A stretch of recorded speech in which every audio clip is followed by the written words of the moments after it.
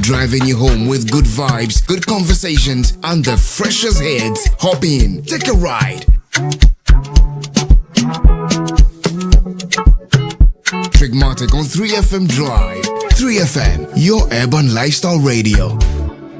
Alright, so my name Black Rasta, and of course, the voice of the patriot, where we speak truth to power. Remember, here we don't criticize, but if we must, on only one condition, to build and not to destroy. That is why we say we have taken sides. We are not neutral. We are on the side of the truth, the headquarters of the truth. Subscribe and make sure you hit on the like button. And we would always be knocking on your door, so you will feel the truth. Like fire! More fire! My name Black Rasta.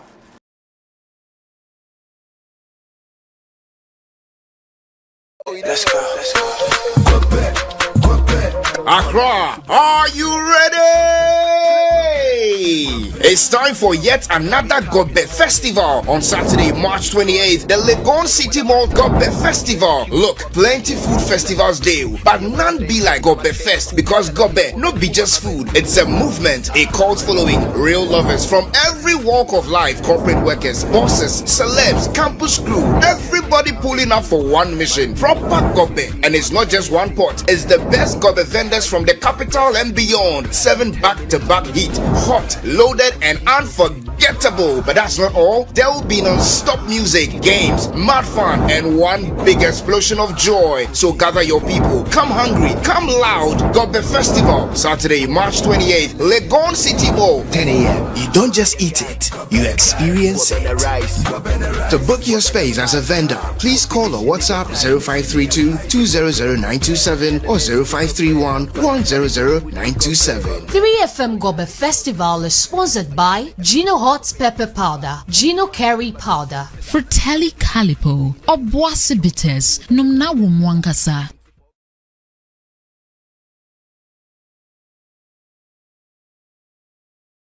The Electoral Commission has reiterated its commitment to organizing free and fair elections this December. How's your week treating you? I'm here to serve you great music tidbits for your at-work listening pleasure. Rastafari, Rastafari, Rastafari. Our Father, who art in Zion, Kanamawe, Kanamawe, Kanamawe. Otonodo! Come into the mountains, Saita and I grandfather. It's time to drive you home in style with great music, the 411 and all your favorite songs, what's happening around town, and so much more. And in the headlines today, the two leading political parties have been addressing the public on allegations of corruption. The Black Stars coach has unveiled his squad for the upcoming games, and there are some interesting names. Pull up! The weekend is here and it's time to turn up. Get your dancing shoes on, Lego.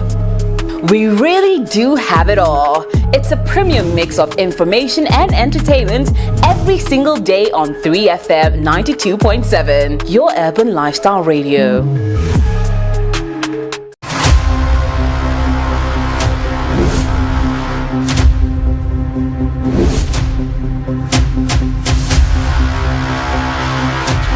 In the silence, something was growing. The journey continues. The calm before the storm.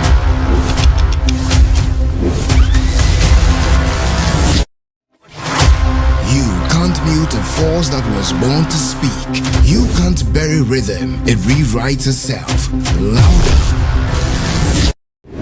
Every signal lost finds its way back to the source. This is not a comeback, it's a recalibration.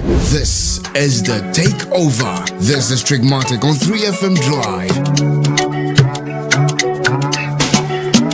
Driving you home with good vibes, good conversations, and the freshest hits. Hop in, take a ride. Trigmatic on 3FM Drive. 3FM, your urban lifestyle radio. Alright, so my name Black Rasta, and of course, the voice of the patriot, where we speak truth to power. Remember, here we don't criticize, but if we must, on only one condition, to build and not to destroy. That is why we say we have taken sides. We are not neutral. We are on the side of the truth, the headquarters of the truth. Subscribe and make sure you hit on the like button, and we would always be knocking on your door so you would feel the truth. Like fire! More fire! My name Black Rasta.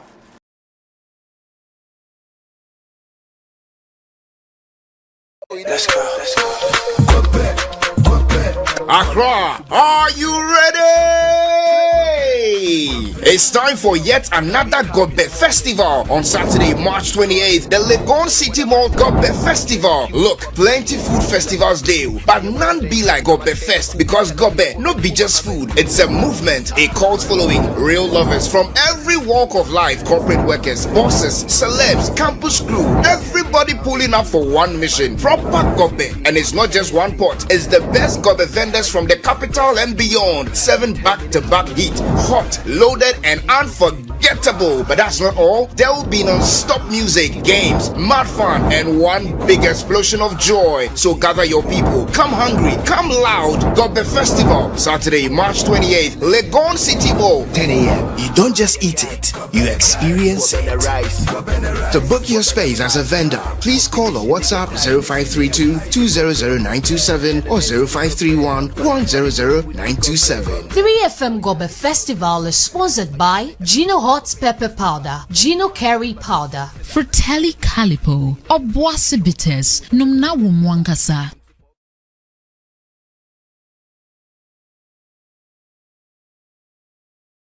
The Electoral Commission has reiterated its commitment to organizing free and fair elections this December. How's your week treating you? I'm here to serve you great music tidbits for your at-work listening pleasure. Rastafari, Rastafari, Rastafari. Our Father, who art in Zion, Kanamawe, Kanamawe, Kanamawe.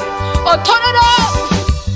Come into the mountains, sight and I grandfather. It's time to drive you home in style with great music, the 411 and all your favorite songs, what's happening around town, and so much more. And in the headlines today, the two leading political parties have been addressing the public on allegations of corruption. The Black Stars coach has unveiled his squad for the upcoming games, and there are some interesting names. Pull up! The weekend is here and it's time to turn up. Get your dancing shoes on, Lego. We really do have it all. It's a premium mix of information and entertainment every single day on 3FM 92.7, your urban lifestyle radio.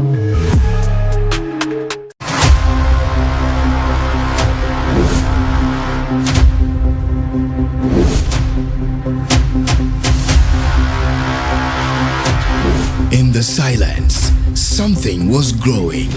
The journey continues. The calm before the storm.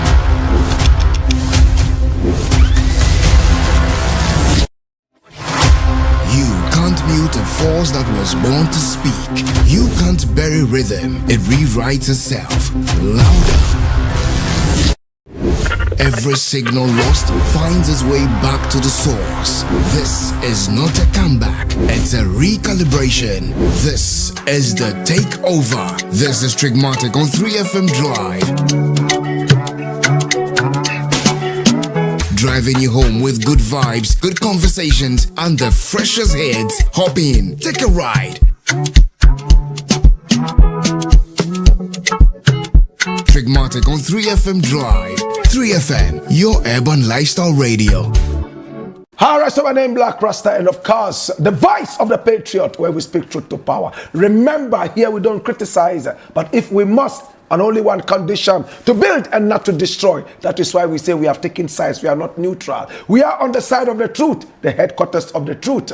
Subscribe and make sure you hit on the like button. And we would always be knocking on your door so you will feel the truth. Like fire! More fire! My name Black Rasta.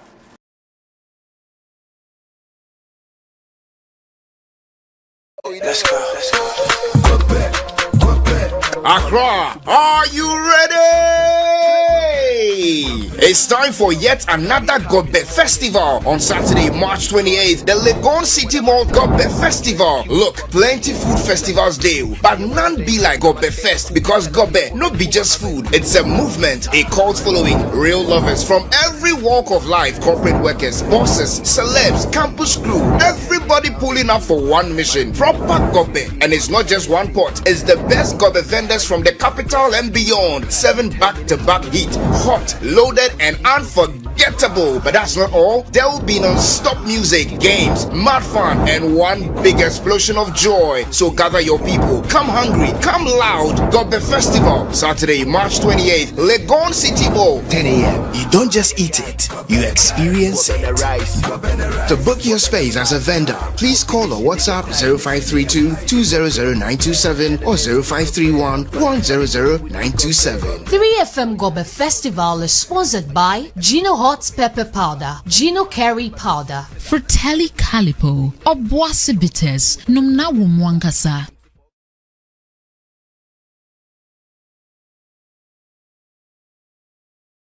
The Electoral Commission has reiterated its commitment to organizing free and fair elections this December.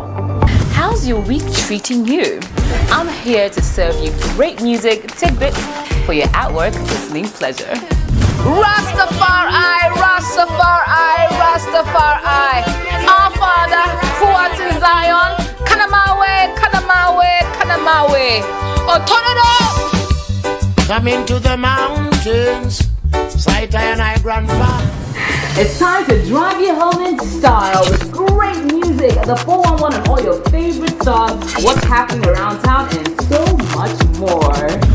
And in the headlines today, the two leading political parties have been addressing the public on allegations of corruption. The Black Stars coach has unveiled his squad for the upcoming games, and there are some interesting names. Pull up! The weekend is here and it's time to turn up. Get your dancing shoes on, Lego. We really do have it all. It's a premium mix of information and entertainment every single day on 3FM 92.7, your urban lifestyle radio.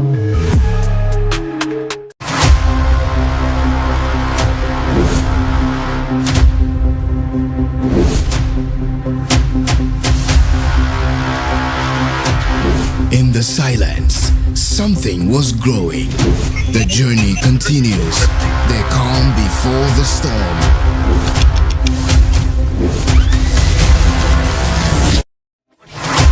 You can't mute a force that was born to speak. You can't bury rhythm. It rewrites itself. Louder. Every signal lost finds its way back to the source.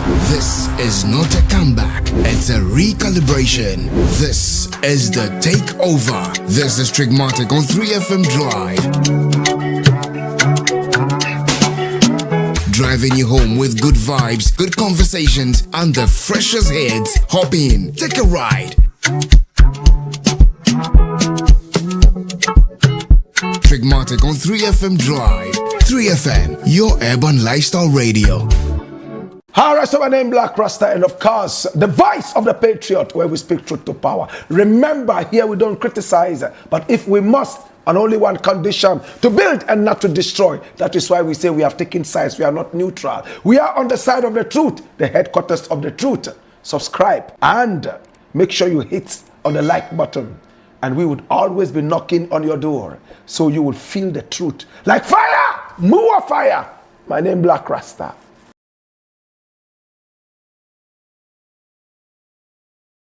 Let's go. Accra, are you ready?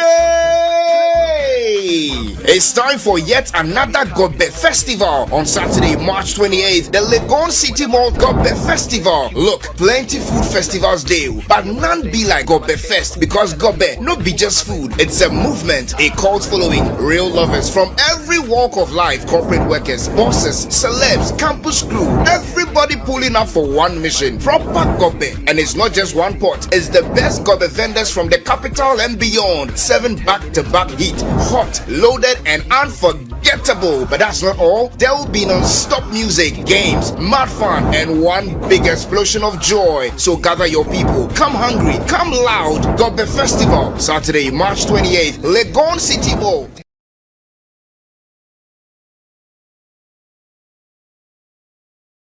Late night prayers and then quiet conversations with Allah. Today is a reward, not just food and celebration, but a reward of growth. You chose patience when it was not easy. You chose faith when no one was watching. Most importantly, you chose self-control in a world that is constantly testing it. That is very powerful.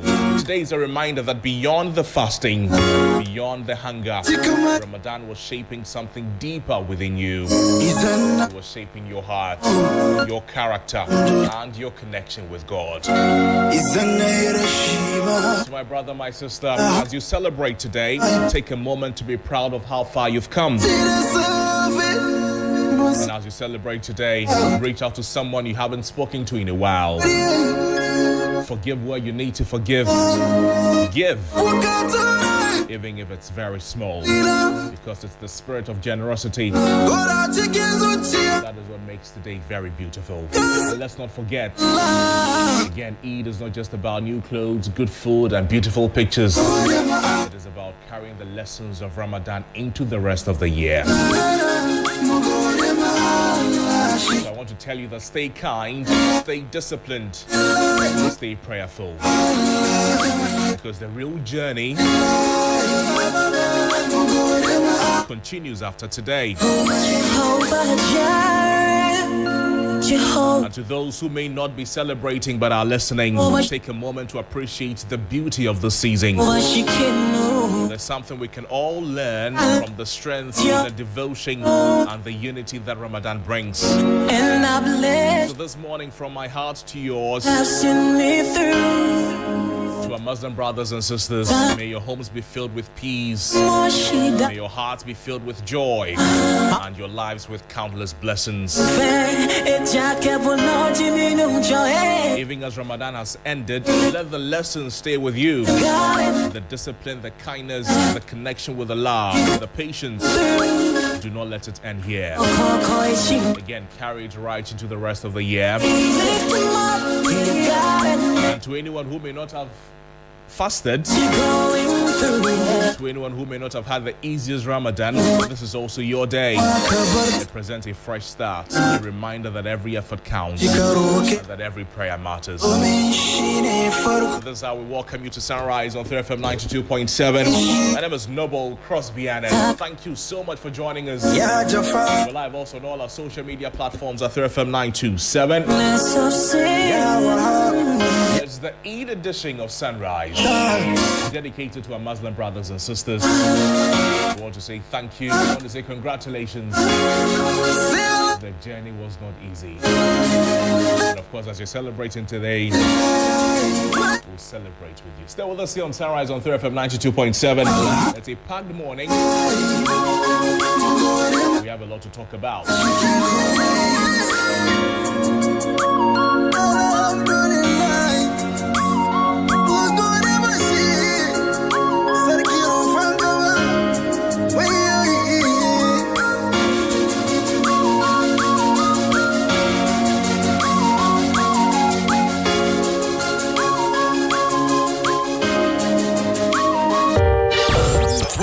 Sunrise.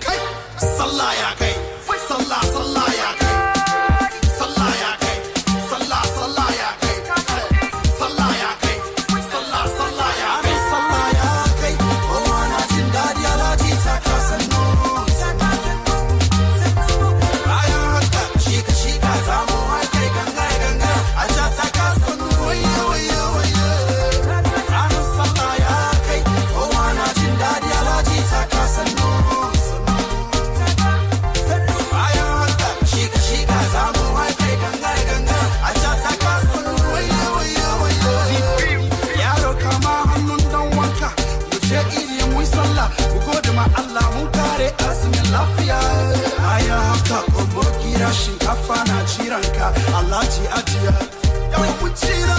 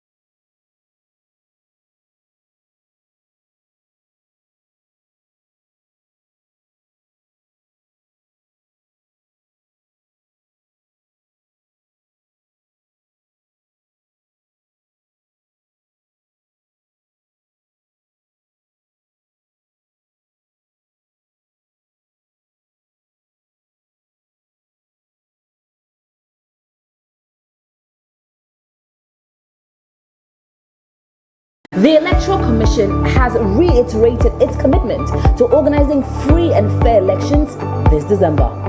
How's your week treating you? I'm here to serve you great music tidbits for your at-work listening pleasure. Rastafari, Rastafari, Rastafari. Our Father, who art in Zion, Kanamawe, Kanamawe, Kanamawe. Oh, turn it up! Coming to the mountains, sight and I grandpa. It's time to drive you home in style with great music, the 411 and all your favorite songs, what's happening around town, and so much more. And in the headlines today, the two leading political parties have been addressing the public on allegations of corruption. The Black Stars coach has unveiled his squad for the upcoming games, and there are some interesting names. Pull up! The weekend is here and it's time to turn up. Get your dancing shoes on, let go. We really do have it all. It's a premium mix of information and entertainment every single day on 3FM 92.7, your urban lifestyle radio.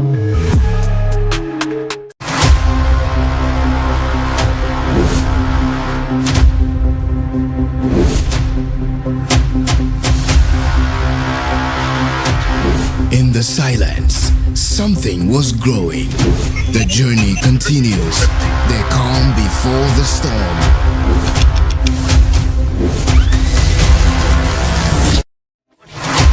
You can't force that was born to speak.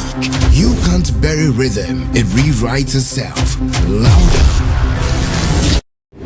Every signal lost finds its way back to the source. This is not a comeback, it's a recalibration. This is the takeover. This is Trigmatic on 3FM Drive.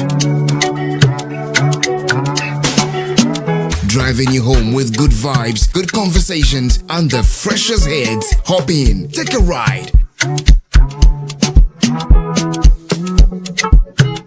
Trigmatic on 3FM Drive. 3FM, your urban lifestyle radio. Let's go. Accra, are you ready?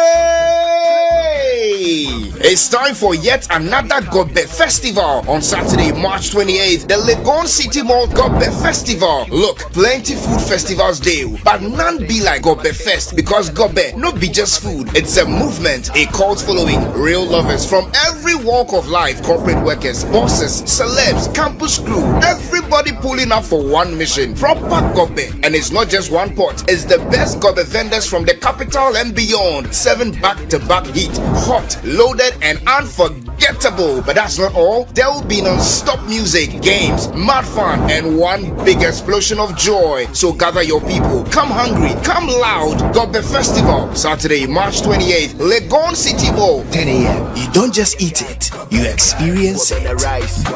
To book your space as a vendor, please call or WhatsApp 0532 200 927 or 0531 100 927. 3FM Gobe Festival is sponsored by Gino Hot Pepper Powder, Gino Curry Powder, Fratelli Calipo, Obuasi Bitters, Numna Wumwankasa. Let's go.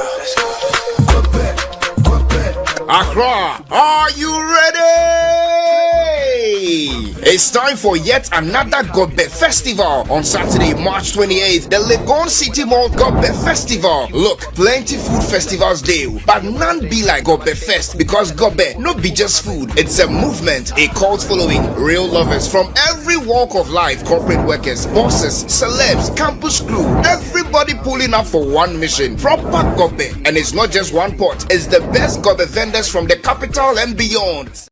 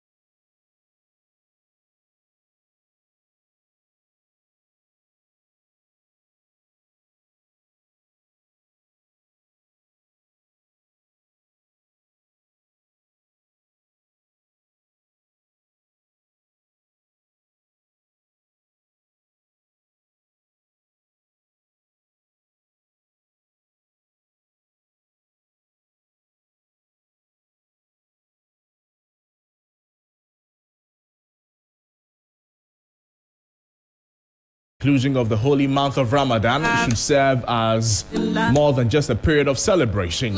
He urged Muslims to ensure their festivities remain within the bounds of decency, modesty, and legality. The Grand Imam explained that the true essence of fasting, as outlined in the Quran, is for believers to attain a state of piety. He stressed that this divine reward must be visible in daily conduct and should mold us as people whose behaviors conform to the norms of society and then the laws of the state.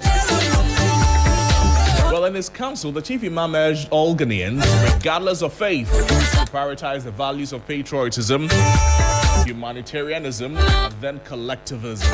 He highlighted the importance of these virtues in building a secular state that defined by cultural diversity and interfaith harmony. And of course, as the festivities begin, His Eminence offered prayers for several critical global and regional issues, including justice throughout the world, peace in the Middle East, stability across the African continent, and prosperity for the Republic of Ghana. Let's speak with Brother Mustafa Abdul Latif Sani.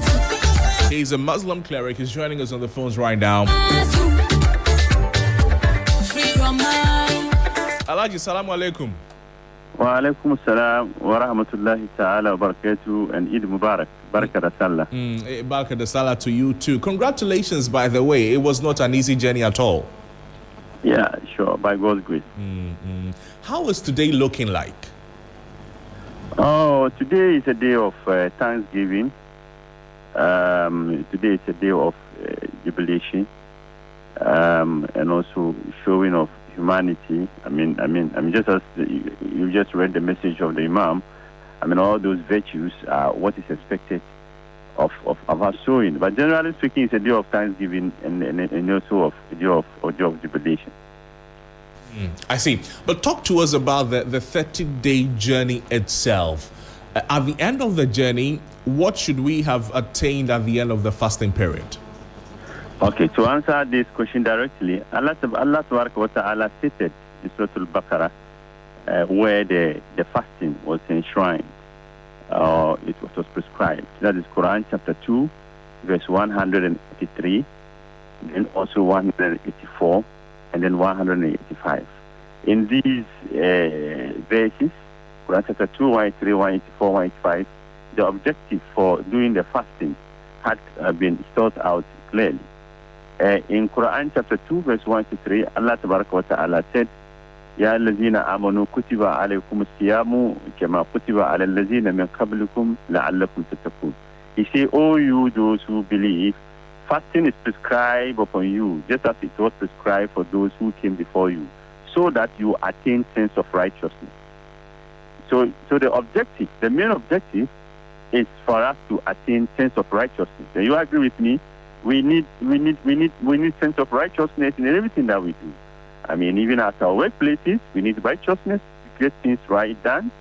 I mean, in our own self, within our family, we need righteousness. So the objective of the fasting is that, first of all, it's about attainment of sense of righteousness. Now, when you move to second Quran chapter 2, verse 184, then it ended by saying, وَأَنْ تَصُومُوا خَيْرٌ لَكُمْ إِن كُنتُمْ تَعْلَمُونَ. You see, when you fast, it is good for yourself, your personal being, talking about your health.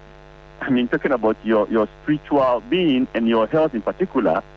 I mean, it is good for you.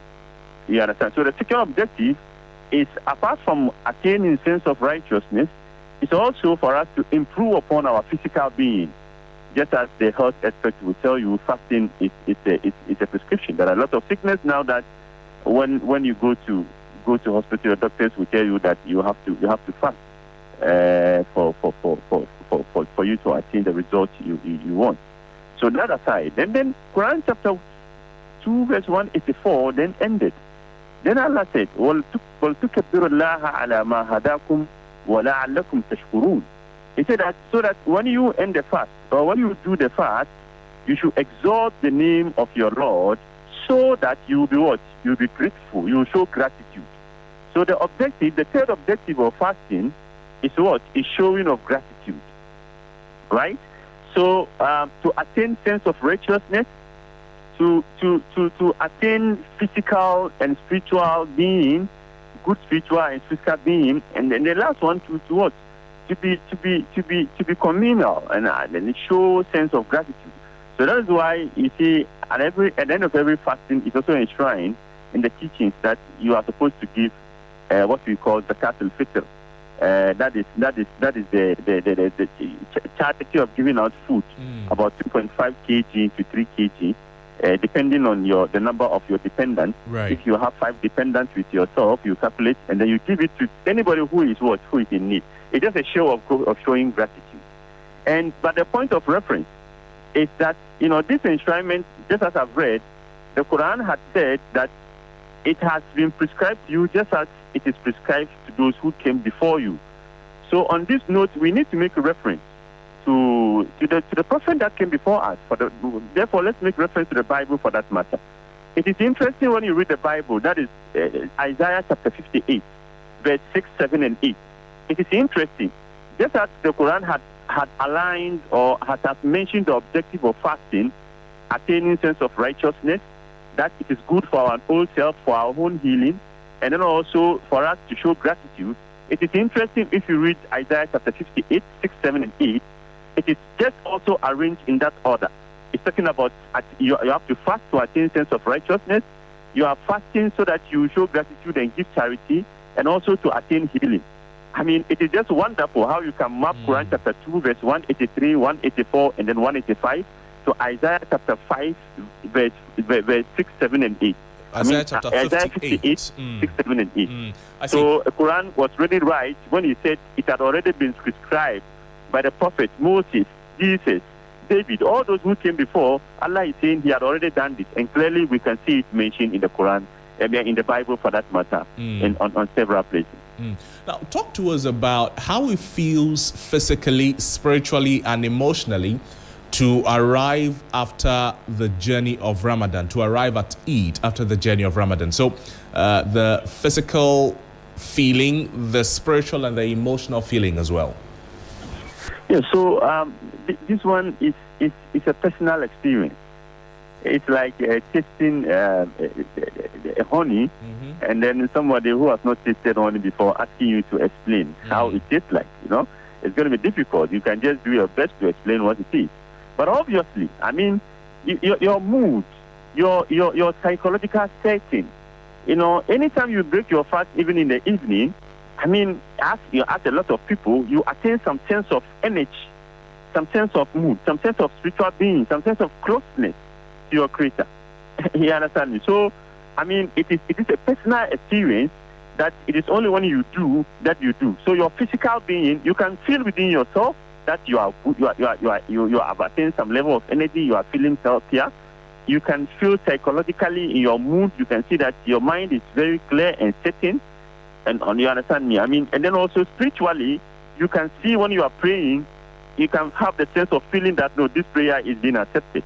In any case, to explain this whole concept, there is this thing that I'm likening the whole thing to, the concept of a simple part of machine that was propounded by Archimedes about 300 BC. In physics, we said a machine has got 3 parts.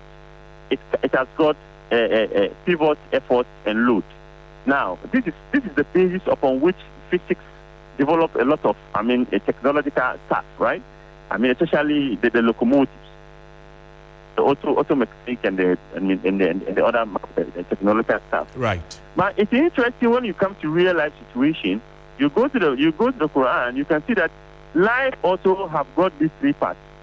In order for you to be successful in life, just as in simple machine we have pivot, effort, and load, the same thing too in real life situation. You need prayer, you need effort, and you need patience. So I call it 3 P's: prayer, planning, and patience. Prayer, planning, and patience. Whereas prayer is the pivot of life, planning is effort, and patience is load. Now, in this occasion of fasting, it is an effort towards to grease your pivot. That is to grease your prayer. You agree with me that pivot always, for it to function, it needs to be greased. And then the greasing of your pivot is an occasion like this. Because fasting and prayer, before it goes, it stands on two legs. It stands on fasting and charity giving. I mean, this concept, even when you go to the churches, if you go to any religious person, will tell you, if you want your prayer to go, you have to fast alongside, and as well as what giving of charity. I see. Now, this is the basis of what Quran was teaching it, which is also can easily be likened to a real life situation when you equate it to simple part of machine of the principle of simple part as was propounded by Archimedes. I see. Mustafa, please stay on the line with me, but let me introduce Sheikh Arimiao Shaibu, a spokesperson for the National Chief Imam. Sheikh, Assalamu alaikum, Sheikh. Wa alaikum assalam wa rahmatullahi wa barakatuh. And congratulations on the successful completion of the fast. I've just been speaking with your brother Mustafa Abdul Latif Sani, another Muslim cleric in that regard, and we're talking essentially about Ramadan. What I want to ask you is that from your experience engaging with fellow Muslim brothers and sisters, what has been some of the personal transformations you've seen people go through during the Ramadan period? Thank you very much, and my warm felicitations to the entire Muslim community in Ghana and beyond and across the world on a day like this when we are celebrating having gone through 29 or 30 days of fasting. It's a day of joy where we meet at the prayer grounds to give glory to Allah, magnify His name, and thank Him for having gathered us all this period. We hope that our fasting has been that of fulfillment, especially in terms of the very purpose of the fasting as indicated in the Holy Quran, to attain God consciousness, which for us is the pillar and the kingpin of our moral choices, moral transformation, and our moral vision, and sustainability of our moral consciousness. All hinges on this word that we call taqwa, which is the fear of Allah, variously translated, but call it piety, call it righteousness, call it God consciousness. But the one that resonates very well with the spirit of fasting is God consciousness. In other words, when you fast, you maintain a consistent and constant connection with God, and in that connection, you are all the time reminded about His presence in your life. And so, that is exactly what we expect that it will happen by way of transformation in the life of everybody. And to be very realistic and to be honest to myself and to many people, over the years, we've all been fasting. But if you examine our lives very well, you can see a wide gap or a distance between what is supposed to be the divine objective of fasting and the reality of our lives. I mean, what is trendy in our lives. I have been raising the question that we have been fasting over the years, but you can see a lot of things that are wrong in our lives. Corruption, dishonesty, hatred, bitterness, lack of sincerity and sincere devotion, and so on and so forth. So we have reduced our religion and faith to the external expression of religiosity. But in the internal side of it, in fact, the reason for which God wants us to be fasting is this is the area where we need to give much attention to. Unfortunately, it is the area of life and religion and faith that we are most oblivious about. And so, if we can remind ourselves, then that is exactly where we want to focus now and draw attention to. I can give you an example of, let's say, a Muslim who is a smoker, for example, and then from early morning, dawn meal, when he takes the food, he abstains from smoking. But yes, he has a strong urge to go back to smoking immediately the sun sets and he breaks his fast. What he uses to break his fast immediately is the smoking. So is other young people who are into drugs and Indian hemp, for example. I'm only using this one as an example to show that. So therefore, it means that we have not been able to win the battle of the self, and we are still hooked up and subject to the pressures of the carnal self, which by fasting we're supposed to overcome. So some of us are trying, but I think that there's so much work to be done. And I hope that as we keep on doing the teachings, we'll be able to get people to become more conscious of what is expected to be our life after the Ramadan. And Sheikh, it brings me to this question that for someone who struggled to fully observe Ramadan, is there still value in what the person managed to do? Yeah, there's value. Especially, that's why usually when you do in the Ramadan, what you do is that Ramadan is an auspicious occasion, gives you the opportunity. Because in Ramadan you see your potential to be truly obedient to God. That's what it signifies. So once you realize that this potential is there, the next step is to how to actuate it and make it actual, moving away from the potential to the actual. That's exactly what needs to be done. For some, it's been possible, especially if you notice that after Ramadan, your whole life of devotion and your commitment to commit to God has improved, and you've not relented. In fact, it's an indication that you've really made a journey. You've gone to another level in your religious life. And then the motivation you draw from this, because there's a certain joy that you derive when you notice that, look, you used to be disobedient, but now you are obedient and you are getting the motivation from God. Then that becomes your strength, the source of your energy now to even be more committed to God. And that is exactly what we expect to see more, especially in our young people. Because sometimes you can see the aberrations that we see, especially on a day of celebration like this. I feel worried and find it more worrisome and disturbing that on a celebration day like this we overindulge. Sometimes we see our young people recklessly riding motorbikes and terrorizing and harassing non-Muslim onlookers who want to see the beauty of our celebration. Right. It's something that disturbs me a lot, and it doesn't go with the spirit of our fasting. Fasting, the more you develop in your spirituality, in fact, the more disciplined you become in your outward expression. Right. So there's a certain contradiction. If you say that you've made some spiritual progress, and we cannot see in your outward dealings with your environment, with all others, we can see how reckless you are. You are less conscious about the risks of life. You are still making wrong choices, and so on and so forth. The contradiction is so glaring, and that contradiction needs to be resolved. It needs to be resolved, and so our duty is to continue educating and inspiring, and doing the counseling and advising.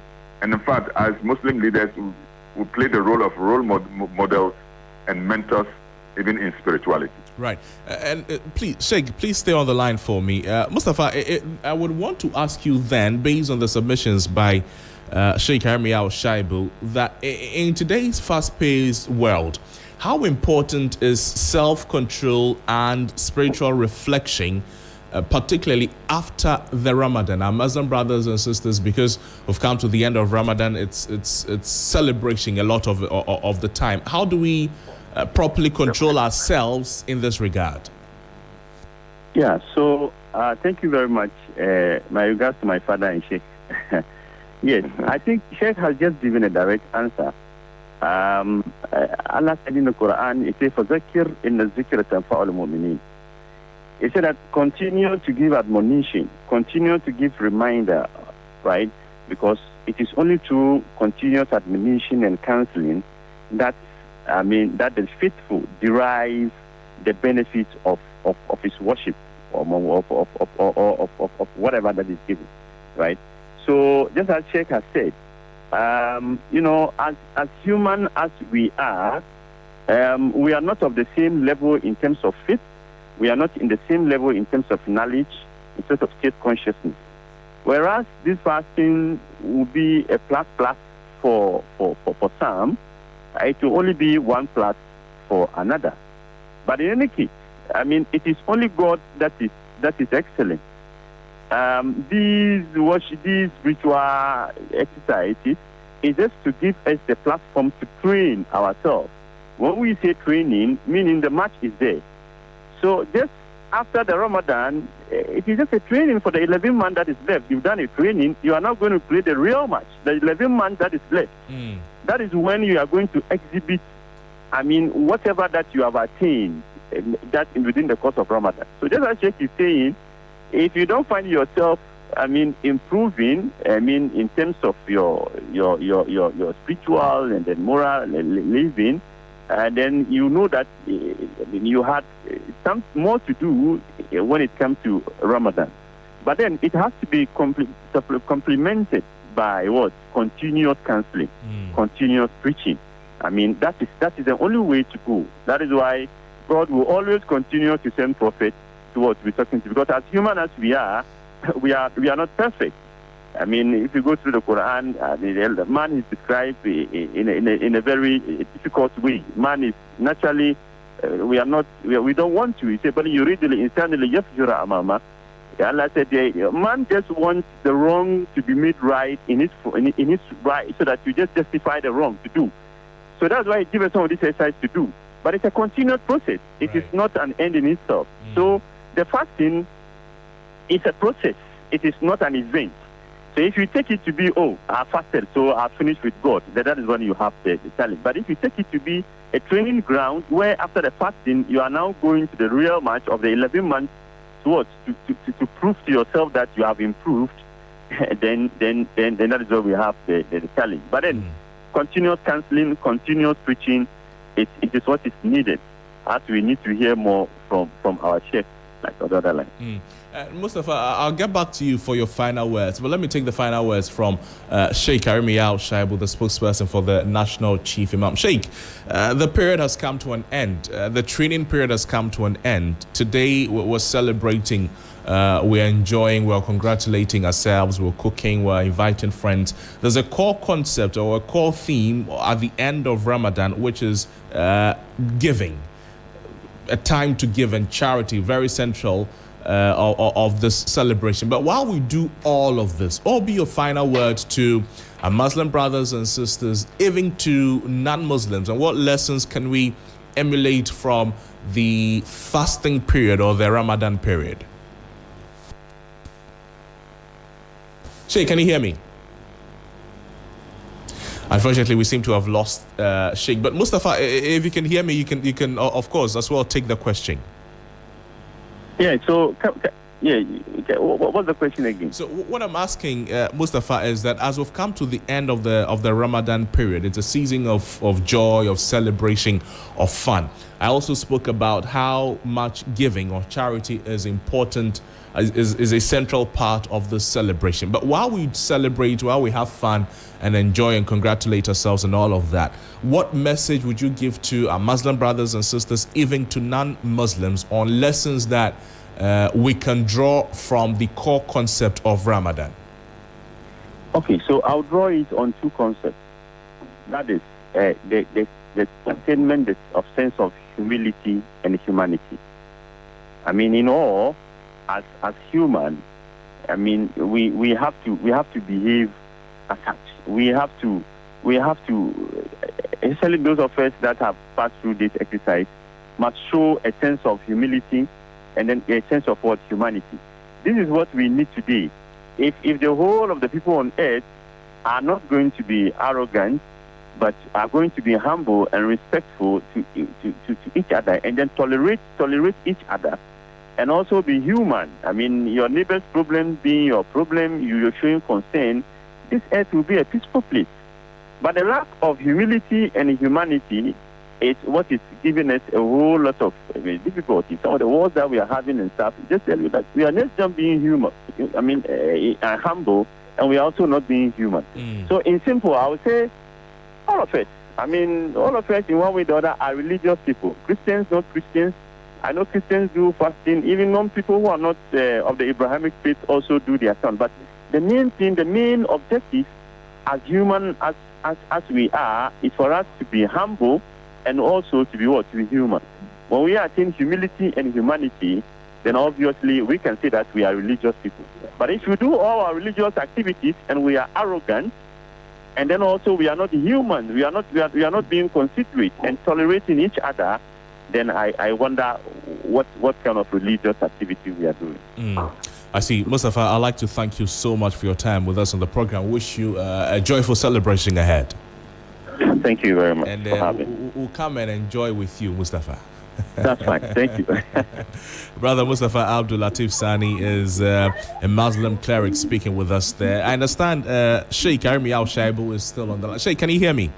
I can hear you. Great. So let me pick your final words, Sheikh. So as we celebrate, what advice would you give to non-Muslims and then Muslims in the season of joy, of celebration, of fun, and then also dwell a little bit on the concept of giving or charity, which is very central to the celebration of Ramadan?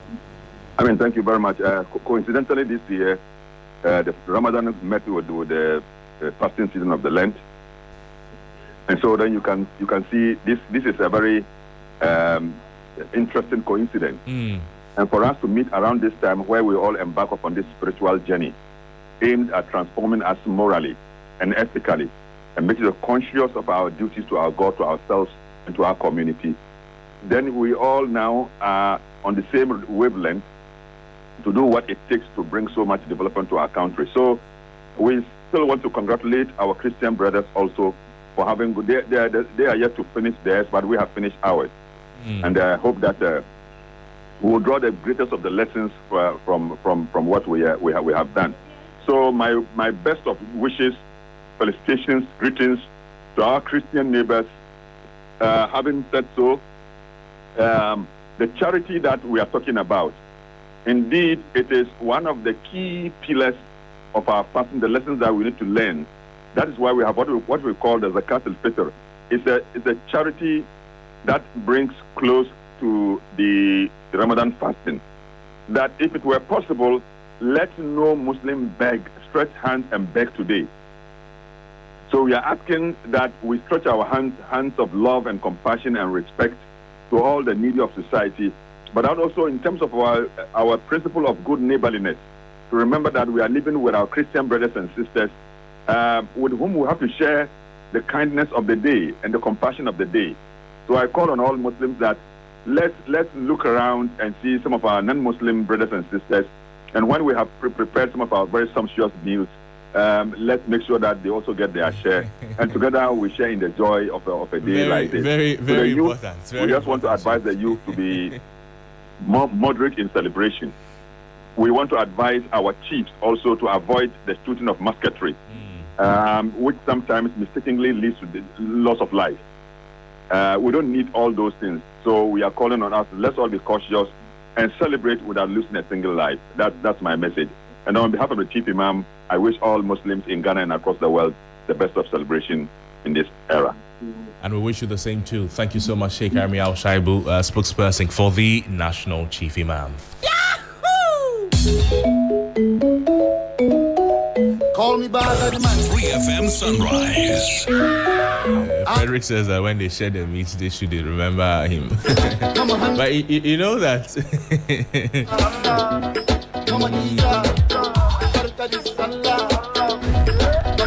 But to our Muslim brothers and sisters, they always say that this one is not the big one. Every season they say one is not the big one, but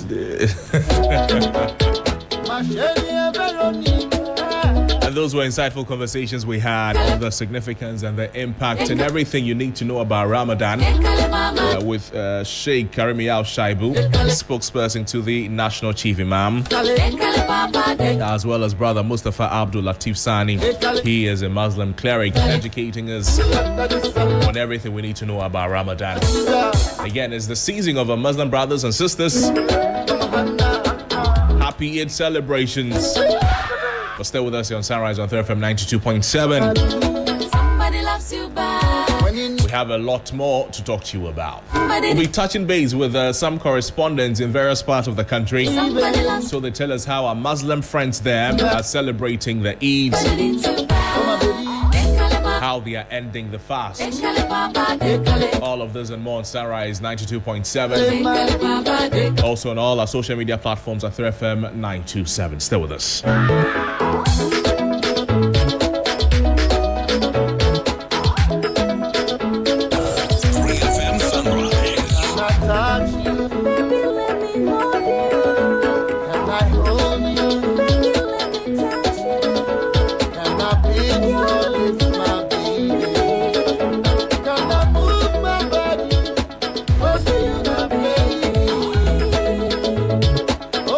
The Electoral Commission has reiterated its commitment to organizing free and fair elections this December. How's your week treating you?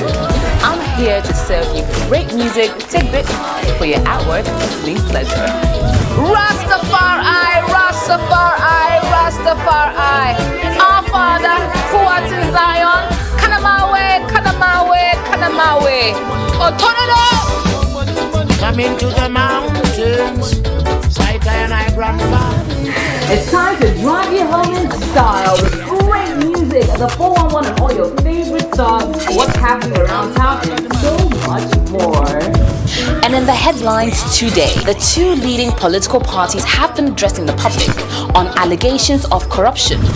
The Black Stars coach has unveiled his squad for the upcoming games, and there are some interesting names. Pull up! The weekend is here and it's time to turn up. Get your dancing shoes on, Lego. We really do have it all. It's a premium mix of information and entertainment every single day on 3FM 92.7, your urban lifestyle radio. Where my colleague Faisal Idris is standing by. Tell us how the Muslim folks, the Muslim family, the voter rating, how they're celebrating it today. In the silence, something was growing.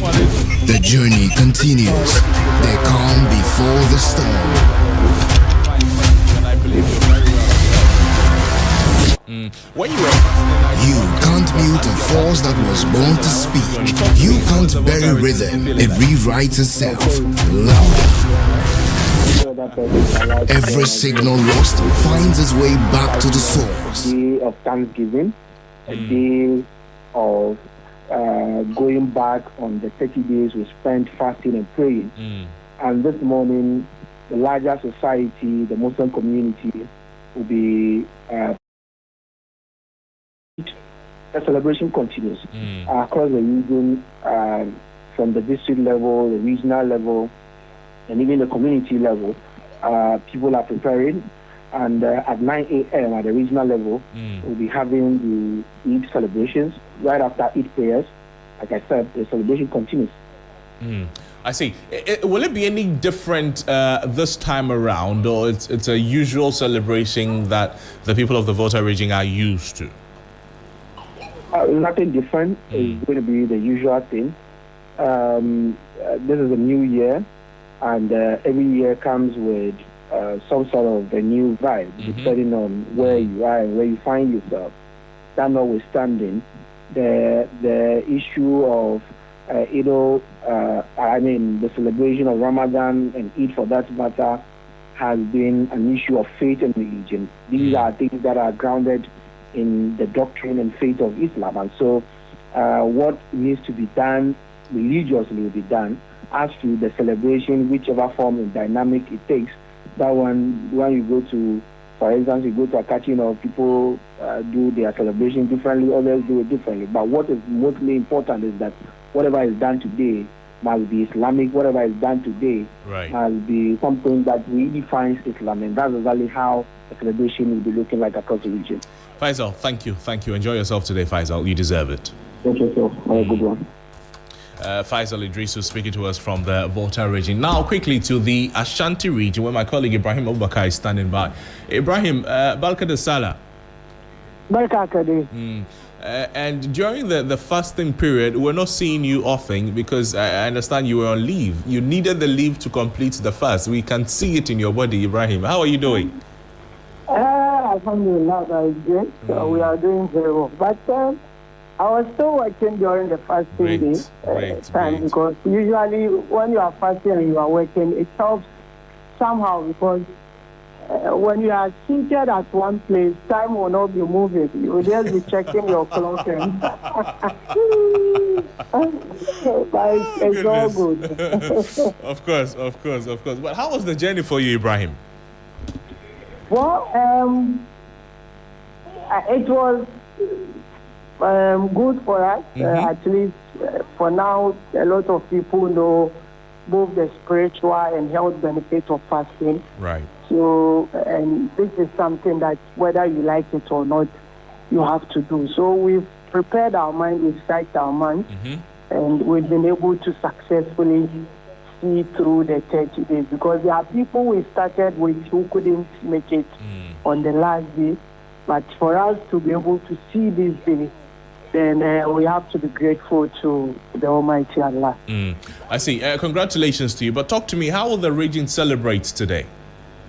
Well, you come to Kumasi, I would say people are marking this day with a mix of deep religious devotion, then also vibrant community gathering that will be after the Eid prayers, and also some cultural celebration. So the day typically begins early this morning with large congregational prayers. As I speak, some mosques have begun their congregational prayers. Others will also do theirs around 10.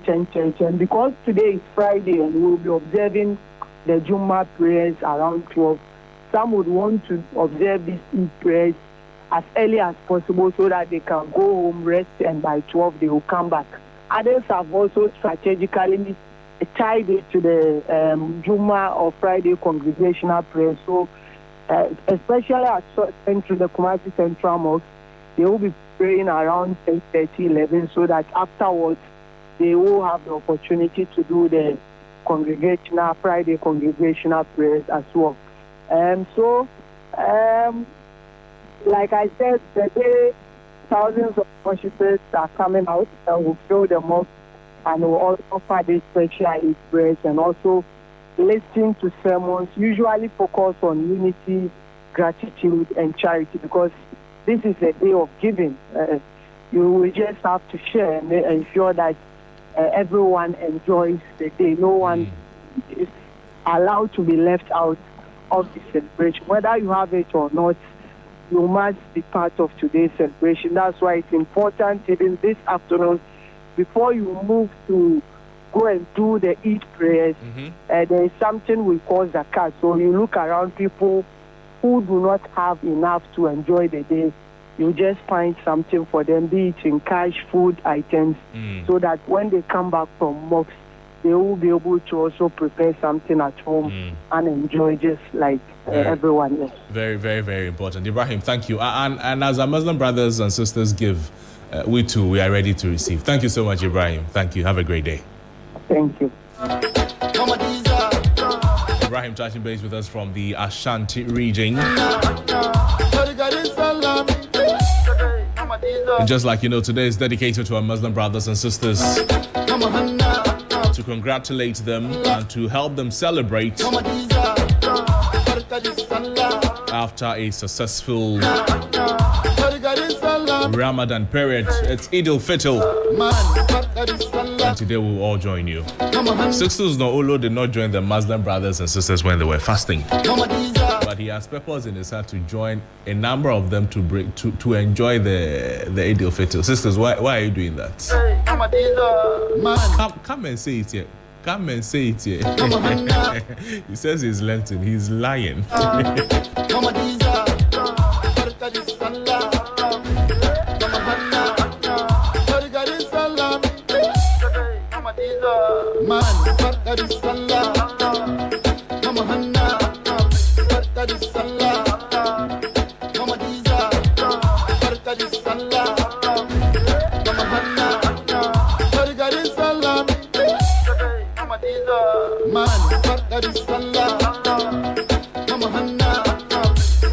Sixtus just told me something. I wish he said it to the microphone. How are you, Sixtus? Good to see you. It's always good to see you. Yeah, it's been a while. It's been a while. Welcome back.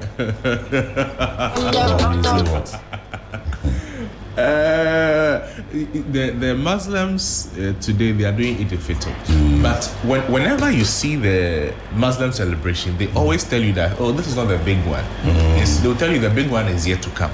So this one, they'll say it's not the big one. And then when you go and meet a few of them the next time, they'll say that one too is not the big one. Why are they doing that one too? It's deliberate.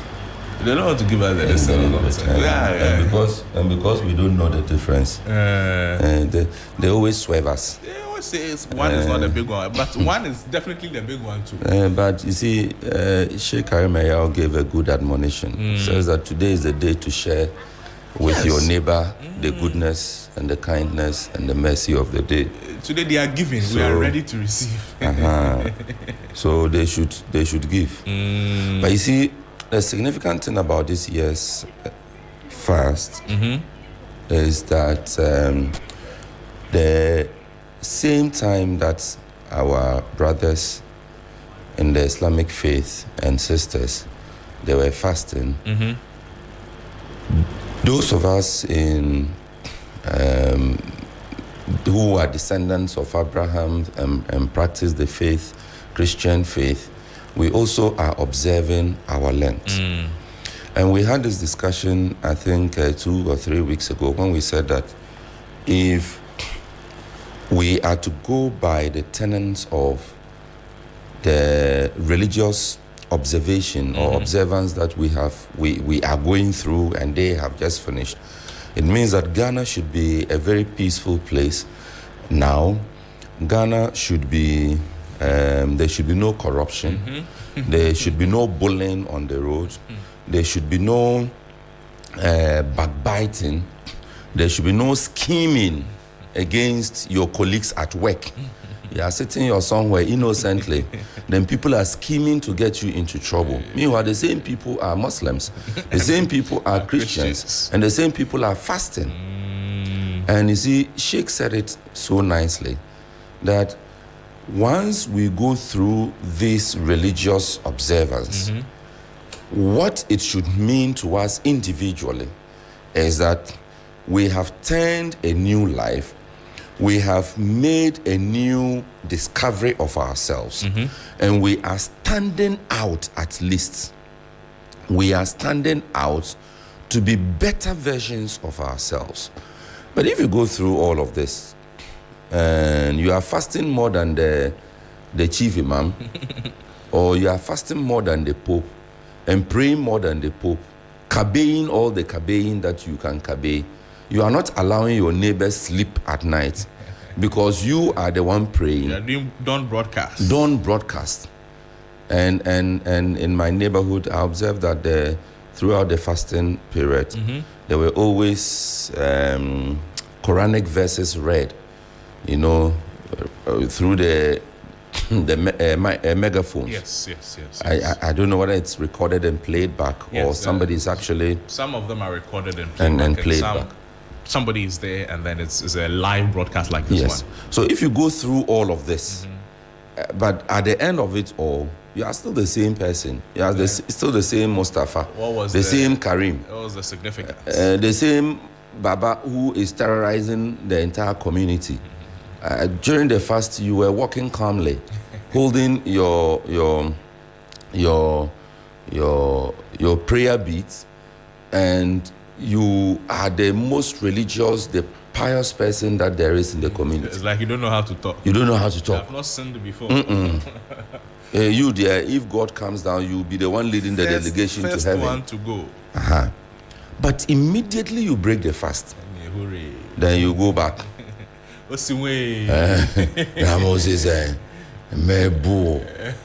How?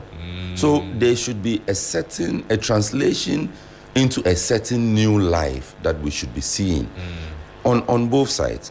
If you go to offices, we shouldn't see our offices close at after the lunch break, because we are the same Muslims and Christians who are in the offices. If you have to work on a document for somebody, you won't keep telling the person, oh, go and come. Meanwhile, you're just sitting there gossiping. If you have to meet a deadline, you won't keep postponing it. Meanwhile, it is not anything useful you are doing. So, it should be a new life. We should see ourselves doing something that we have not done before after this fast. And Ghana will be a better place for it. Just imagine, Crosby, that after all of this, we are having people who are rejecting bribes. We are having people who are observing all the road regulations. We are having people who are meeting all their deadlines at work. We are having people who are not abusive on the roads, in the communities, even in the offices.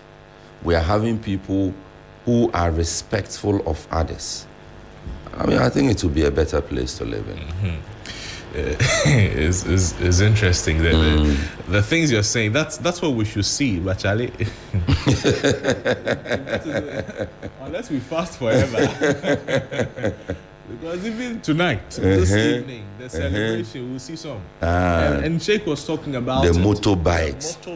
The motorbikes. There'll be no regard for life. You will be putting people at risk. And that defeats the purpose of the fast too. Because you should be conscious of your environment, protecting people, helping people. But if after the fast and you decide to celebrate and then your celebration is endangering lives, then I mean, just a few hours after the fast, this is what you want to do. Exactly. A few days after, unless then the fast was meaningless to both you and your neighbor. So I mean, whether we like it or not, that motorbike conversation, and it's not to say that it is only the Muslim communities that we see this, not at all. Or all the young men we see doing that are Muslims. I mean, I'm sure that there are some Sixtuses amongst them. I'm sure that there are some Crosbys amongst them. So something must change. Yes. After this period, if nothing changes, then you have done nothing. One of my chaplains used to say that on a hunger strike. One of my chaplains, Father Ebenezer Kesi, he is now parish priest for Christ the King, just across us on the street. When he was a chaplain for the Catholic community at Legon, St. Thomas Aquinas, he used to admonish us. You see, the solemnity of the period of fasting should be translated into the post, so that it will not at the end be like you have only been on a hunger strike, that you have only starved yourself, that you have, maybe because you didn't even have money to do 111, you decided to do 001 in the name of the church or the faith. But that 001 you are doing would be translated into almsgiving, forgiveness, spiritual enhancement, and importantly, good neighborliness. If this is not seen, then you might as well have just forgone the entire exercise. There are those who also say that it is after the fasting period that the devil likes you. See, they even did it to Jesus. After Jesus Christ had fasted was when he came to tempt him. So after our brothers have gone through this period, that is when they'll be tempted. They'll be tempted pure. And then it will be up to them to be able to resist. Charlie, but if you are a thief, and your prayer topic through the fasting was that, God, help me not to steal again. The day you break the fast is the day that you see somebody leaving his purse carelessly. You'll be walking by, then you find that the purse that you have never seen the on the bench, it is there, looking very attractive. Looking at you, it is calling you. So you have just finished fasting too. So all the desires have piled up. It's not easy. Or if gluttony is your thing, and you are telling God that by the end of this fast, God, Allah, help me to be moderate in my consumption of food, so that I do not waste food, so that I do not overeat, so that I'm able to share a bit of what I have cut down with my neighbor. Then the day you break the fast is the day that you get invitations to all the parties that you have never been invited to. It's not easy. And a lot of the times with the non-Muslims, it's not like they are testing them, but they understand they were in a period of fast, so they helped them. It's right now that they have finished the fast. Now, Charlie, all the things you missed, we are giving it to you. And then they become overwhelmed. They start indulging. Some of them will start the smoking and again, and then. Yes, and one of, I don't know whether Mustafa or Arimaya, one of them spoke about the smoking going back to the old ways after. Immediately after Immediately the fast. after. You are done fasting. You've broken the fast. That tree under that you used to go to go and smoke, don't go there again. You are done with the fasting. That place that you used to go to check all the spoils of the war and to share amongst yourselves, don't go there again. You are done with the fasting. The people that you used to terrorize in the community, don't terrorize them again. That the landguard thing that you... The landguardism that you've been doing, stop. You are a landlord and you have been cheating your tenants, putting all the expenditure in their house. You the landlord, your water bill and your light bill is on the tenants. Stop it. Allah is watching you. You the landlord, your daily bread is on the tenants. Stop it. This should be a new... You, dear, every 3 months you are increasing rent. Stop it. You are a tenant. Your neighbors never know peace. Every 3 days you are increasing rent. Your neighbors never know peace. Because you, dear, you are a terror in the compound. There's a landlord that he only pays water bill when he's fasting. After the fast, no pay. Back to default. That fast is useless. That fast, you have deceived yourself. The whole point of that spiritual exercise, and I think it was Mustafa who also spoke about the fact that it is not just a spiritual exercise, but also helps in your physical well-being. You see, the whole point of this is to let you cut down on cut out the excesses of your life. So if you go through it, you only put on pause. You only put on pause to return to it after. Then it is. In fact, for the spiritual benefits, Napo Ali Husseini in the newsroom, he was telling me how he was happy the Ramadan came at this period. He said he had realized he was getting a pot belly. So when the Ramadan came, a good opportunity for him. And now he doesn't even have belly at all. There's one thing too about the celebration about today. I mean, on the lighter side, that Sixtus.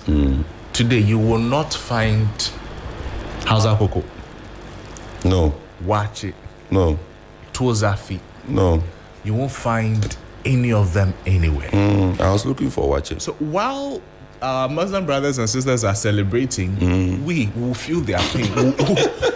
It's not a nice feeling. The absence.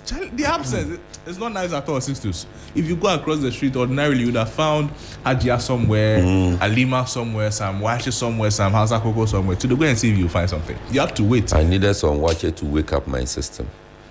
What, your system was asleep or something? It is still asleep. What happened? So I went down to the you see the Jubilee House Road. Yeah. The Flagstaff House stretch moving through the Kanda Post Office. Yes. To the Kalkudi, the main road. Yeah, there are 3 Hajias there that would normally serve Wache. They are all not there. Or Cocoa, none of them. And it will not just be today. No, they'll take like Tuesday. 1 week or 2 weeks. I know, until they'll come back on Tuesday. They will not come, Sixtus. Monday is also a holiday. Monday is holiday. They'll say that they are Oh, no. You cannot do this one. It's not good. It's not nice. You cannot do this one. It's not nice at all. It is not a good thing. You have to be good neighbors to us. They'll tell you that come to their house. If you come to their house, you find some. You won't bring us that you see that the rice is not what I even like. It is the stew that comes with the rice. It's the meat in it. That means you chew it for 2 weeks. You can preserve it for 2 years. You can put a slice of that beef, the fried beef. You can put a slice in your mouth and chew it straight continuously for 2 weeks, and it will still, you will not be done chewing it. Oh, they are good people. They are good people. It reminds me of the story about a man who went abroad and then came to take his mother abroad. But the concern of the people in the community was that this mother has sold gobe in the area for the past like 15 years. In fact, before they born you, the woman was selling the gobe. And then after they gave birth to you, God has blessed you, you have traveled outside. You say you can't take your mother and go. So the people in the community know. What do you want them to do? They say this is a very selfish thing that the guy wants to do. Because the mother is taking care of the entire community. You have get when what the so the community didn't agree. Yeah, they didn't like it. They objected to it and they convinced the mother to stay.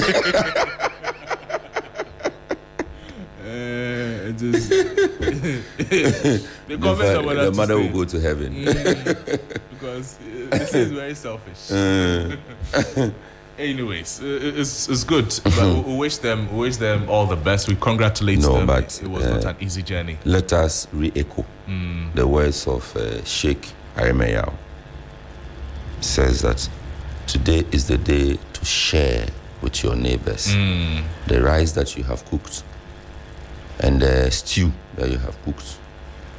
So as you are not selling the wache and the cocoa, you have to share the one that you have cooked in the house. Yeah. Hey, and I want to greet Jamila to Mohammed. Hey, Jamila to longest while. Jamila to Mohammed. Since you abandoned Sunrise, Jamila too has also abandoned us. Jamila to today we are friends. we are best of friends. Jamila too, we are coming. We will come after the show. We'll come. And to all our friends, Alaji Kondo. Alaji Agondo. Oh. We greet you. We greet you. Zongo Fund. Alaji, I'm sorry. Hey, Mata has come. Alaji, I hope you are not listening. You hope he's not listening. I hope he's not listening. But yesterday too, we want to say thank you to Astus. He funded the iftar for our Muslim brothers and sisters in the newsroom. Oh, yes, they had fun. You were not there. Oh, I said they. I didn't say we. No, but some of these things, you see, it was this. Give us to do iftar. It was this kind of discrimination that led to man, and then somebody was removed from government. Edidija is not good though. I'm seeing the pictures, and Dennis has never fasted in his life. In his entire life, he broke fast. But it was okay. Nice. Yeah, I hope that when we are done with our Lent, boss will also break it for us. Give you lantern. But congratulations. Alaji Halidu Harun, Alaji Harun. We greet you too. Oh, Alaji, I hope now you are listening. Congratulations. It's been a long journey, and it's good that it has all come to an end. But carry the consciousness of the Ramadan into post-Ramadan. Carry the piety, the charity, the composure, the decency, the righteousness into after the month of Ramadan. Okay, that's what we are all looking for. And we'll also urge our Christian brothers and sisters that the piety that comes with Lent, with the fasting period, do not let it end at Lent. And sisters, just like you're saying, Muslims are carrying the righteousness. And please finish hard. And those of you who have not started to start. Oh, it started long ago. I say you Sixtus don't Ullo. Ash Wednesday is always there. How many days have you fasted in Lent? You see, that's the other difference about. No, we don't. You see, oh goodness. The notable difference I have seen is that in the Christian world, the fast is not announced. I am not supposed to be going around with a face that is telling everyone that I am fasting. It's okay. We know that one. It's okay. Okay. I can't look for a place that's This is still Sunrise on 3rd FM 92.7. But Sixtus, let me take we'll get to other subject, but to our Muslim brothers, what final thing will you tell them? Congratulations. And as I have said, and in joining minds with the two sheikhs that we spoke with, let us feel a transformation of you in our communities after the fast. Let us feel that we are dealing with new people in our communities, that you have become new neighbors, that you have become something significant should have changed in you and about you and in the way you deal with others in your community.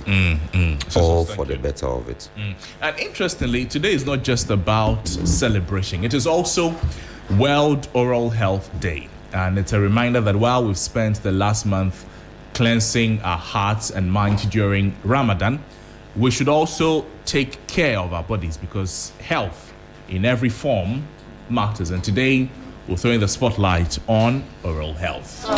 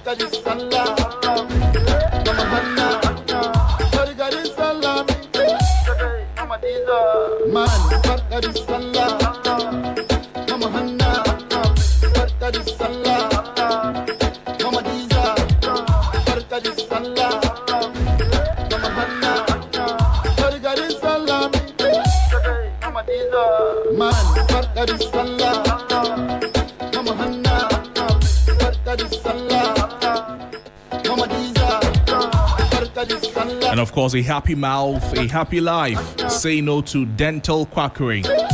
And this is highlighting the critical link between oral health and overall well-being, while drawing urgent attention to the dangers of unqualified dental practices.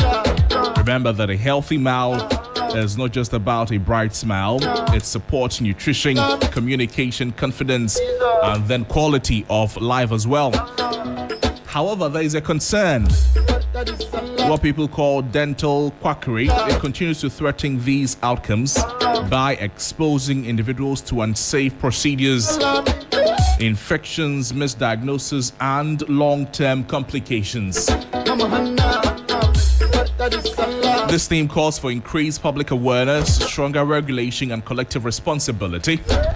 It empowers individuals to make informed choices, seek medical care from licensed professionals, and report illegal practices, and ultimately protecting the mouth is supporting or protecting life.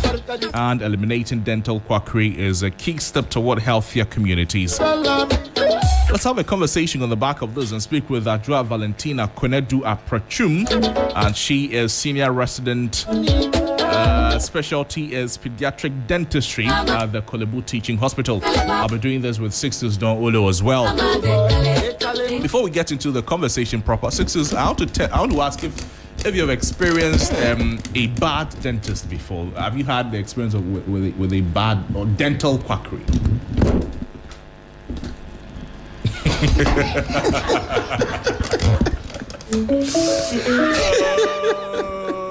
No, Ullo. No, first question should be whether I go to the dentist. I want in the to be first nice place. to you small. No, but I cannot be lying. You see, we just spoke about it. I'm fasting. I can't be lying. I mean, I think I've been to the dentist once in my entire life. Maybe when I was a baby, my parents used to take me. I don't know, but I've been there twice. No, me once. That day. But the dentist, even after watching my Is it teeth or tooth?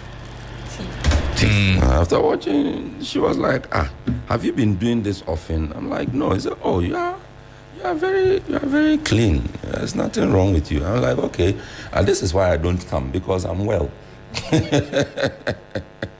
But honestly, there's nothing to compare to. It was, and even that one, let me say it was by accident. I went to the hospital with my kids. Then there was the dentist was around. Then I said, oh, me too. I've never done this before. Let me also just try and see how it feels. And then I went, and then they opened my mouth. And they were checking. That feeling, I want, if you joke, I'll bite you. But Adwa, good morning. Thank you so much for joining us. Grateful that you're here. What is it about dental quackery, and why is it a concern? Okay, so for us, yes, we can hear you. Okay, hi, my name is Adwa Valentina Kunedia Pichumasi said. So for us, dental quackery is very much a concern for us, because patients or individuals are prone to some form of misdiagnosis when they go to these facilities. And when they have these misdiagnoses, they could have inappropriate treatments or wrong treatment done for them, which could give them severe complications later and can affect their confidence, their oral hygiene status, and also financial complications as well, because when you go somewhere and the treatment is not done well the first time, and you have to refer to another facility to get it done, that's more money you have to pay, and also your time away from work as well. So it's quite important to us that you get your dental care from qualified professionals. Because if we don't, the impact could be lasting, Yes. It's dire. If you visit, so what you're talking about is a quack dentist. That's what it means, basically. So there are quack doctors, quack pastors, fake pastors. So there are fake dentists too as well. That's what we're talking about. Yes. How do we see them? So when you go to a facility, ideally, for the big hospitals, they have the qualified professionals there, but you could also ask those professionals for their license if you are not sure who is attending to you. We are entitled to show it to you. But apart from that, when you go to the private facilities, they are supposed to provide licenses for operations. So as much as possible, you should look out for all those things to make sure you are at a qualified facility. And also, if you go to a facility that is not having the appropriate equipment, or they are not sterilizing their equipment, because when it comes to the oral cavity, you could easily transfer oral bacteria from one person to another. So it's very important that the instruments and equipment they are using is sterilized, and if the setting that they are doing it for you in is not right as well. And sometimes when the cost of the procedures are very cheap, you know that it's probably something that isn't going to be done well for you. Ghana man see cheap in there, he's questioning. But this one. You know, sometimes we all say that the quality things also cost a bit more. So I don't think it's not right to just be going for the cheap things all the time. If you want it to be done well and done right, you should be ready to pay some amounts of money for it. But then it means you can, just as the government provides affordable health care, the government facilities provide affordable dental care to patients who cannot seek private care as well. I see. No, but Crosby, wait too. Has forgotten that we are always going around looking for the cheap ones. Even when they give you say tesomame. How do you now go and say, but your own looks cheap, so are you sure it is real? How do we do this? So that's what I'm trying to say, that we have different facilities. The private facilities offer a different level of care where you are ready to pay for that amount of money.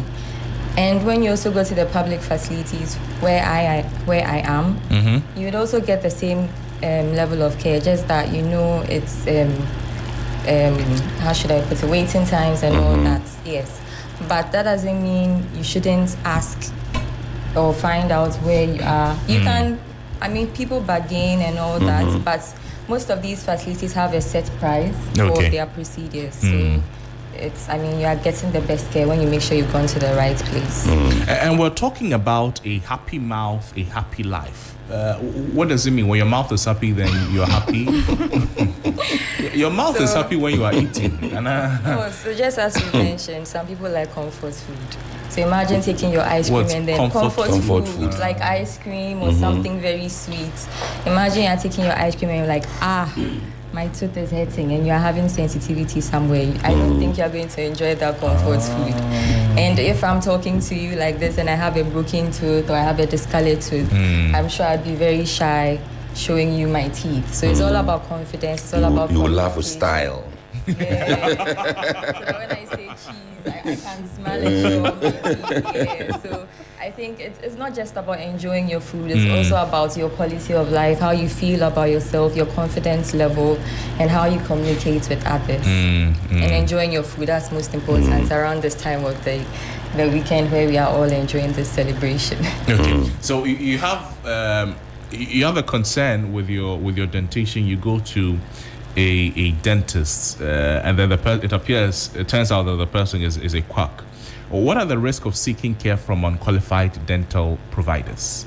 So, as I earlier mentioned, there's misdiagnosis. You can't tell. I mean, they will tell you, you don't know what you've come in for. You've come because the person is going to tell you what you have. Yes. But they might not be able to examine you properly, take the right conduct the right investigations that will lead to the appropriate diagnosis. And so the misdiagnosis and then the treatments might not be done well. It might be done under unsafe circumstances where you could have some form of infection if the equipment or the instruments are not properly sterilized. And you could also have permanent damage, as I said, where you'd have to spend more money to get it fixed as well. I see. There's a lot of attention to kids now. Why is that? Okay.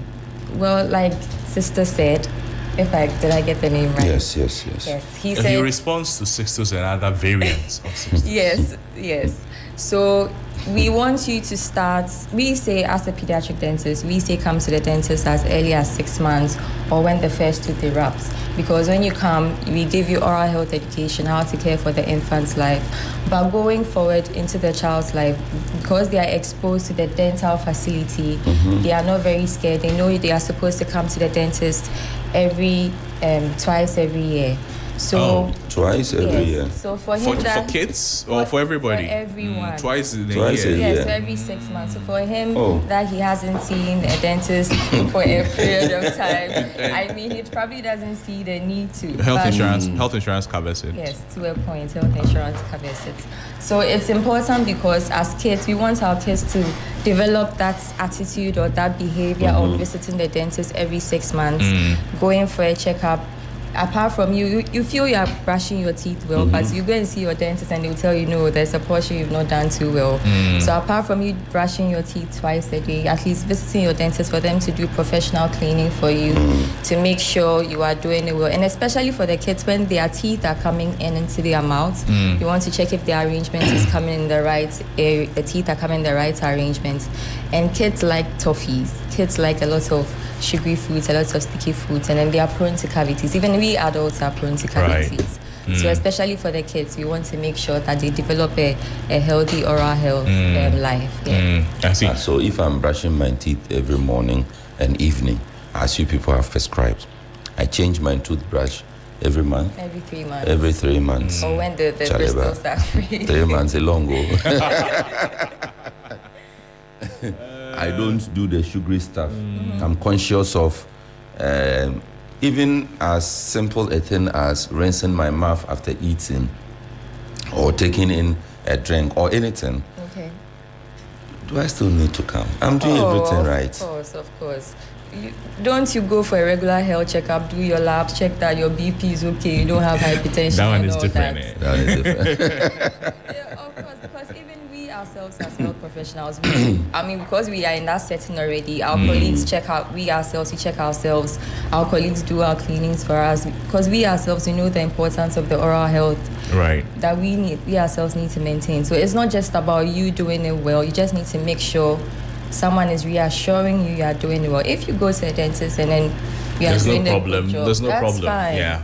But we still need to make sure everything is good, because sometimes we as dentists, we are the first point of diagnosis for certain medical conditions. Because when you come, we take your vitals, you check maybe your vitals and you're having hypertension, or we check your mouth, and then because there are links, hypertension or diabetes can be linked to oral health diseases. So you can link a lot of diseases. You can find them through the mouth. Yes. Right. So sometimes even just visiting your dentist, we can even help direct you to another health professional and say. No, say that again. Hypertension. Not hypertension. I mean that generally, some conditions could be linked to your oral health. Yes, because, for example, the diabetes like this, if you are cleaning your mouth very well, it can affect your blood sugar. If your mouth is not very clean, it can affect your blood sugar. There are studies that link the oral health to other systemic conditions. So it's always good to still visit your dentist. And like I said, we can be the point of call for certain diagnosis where we refer you to other professionals for further management. So it's still, no matter what you are doing, visit your dentist twice a year. In fact, starting from after the holidays.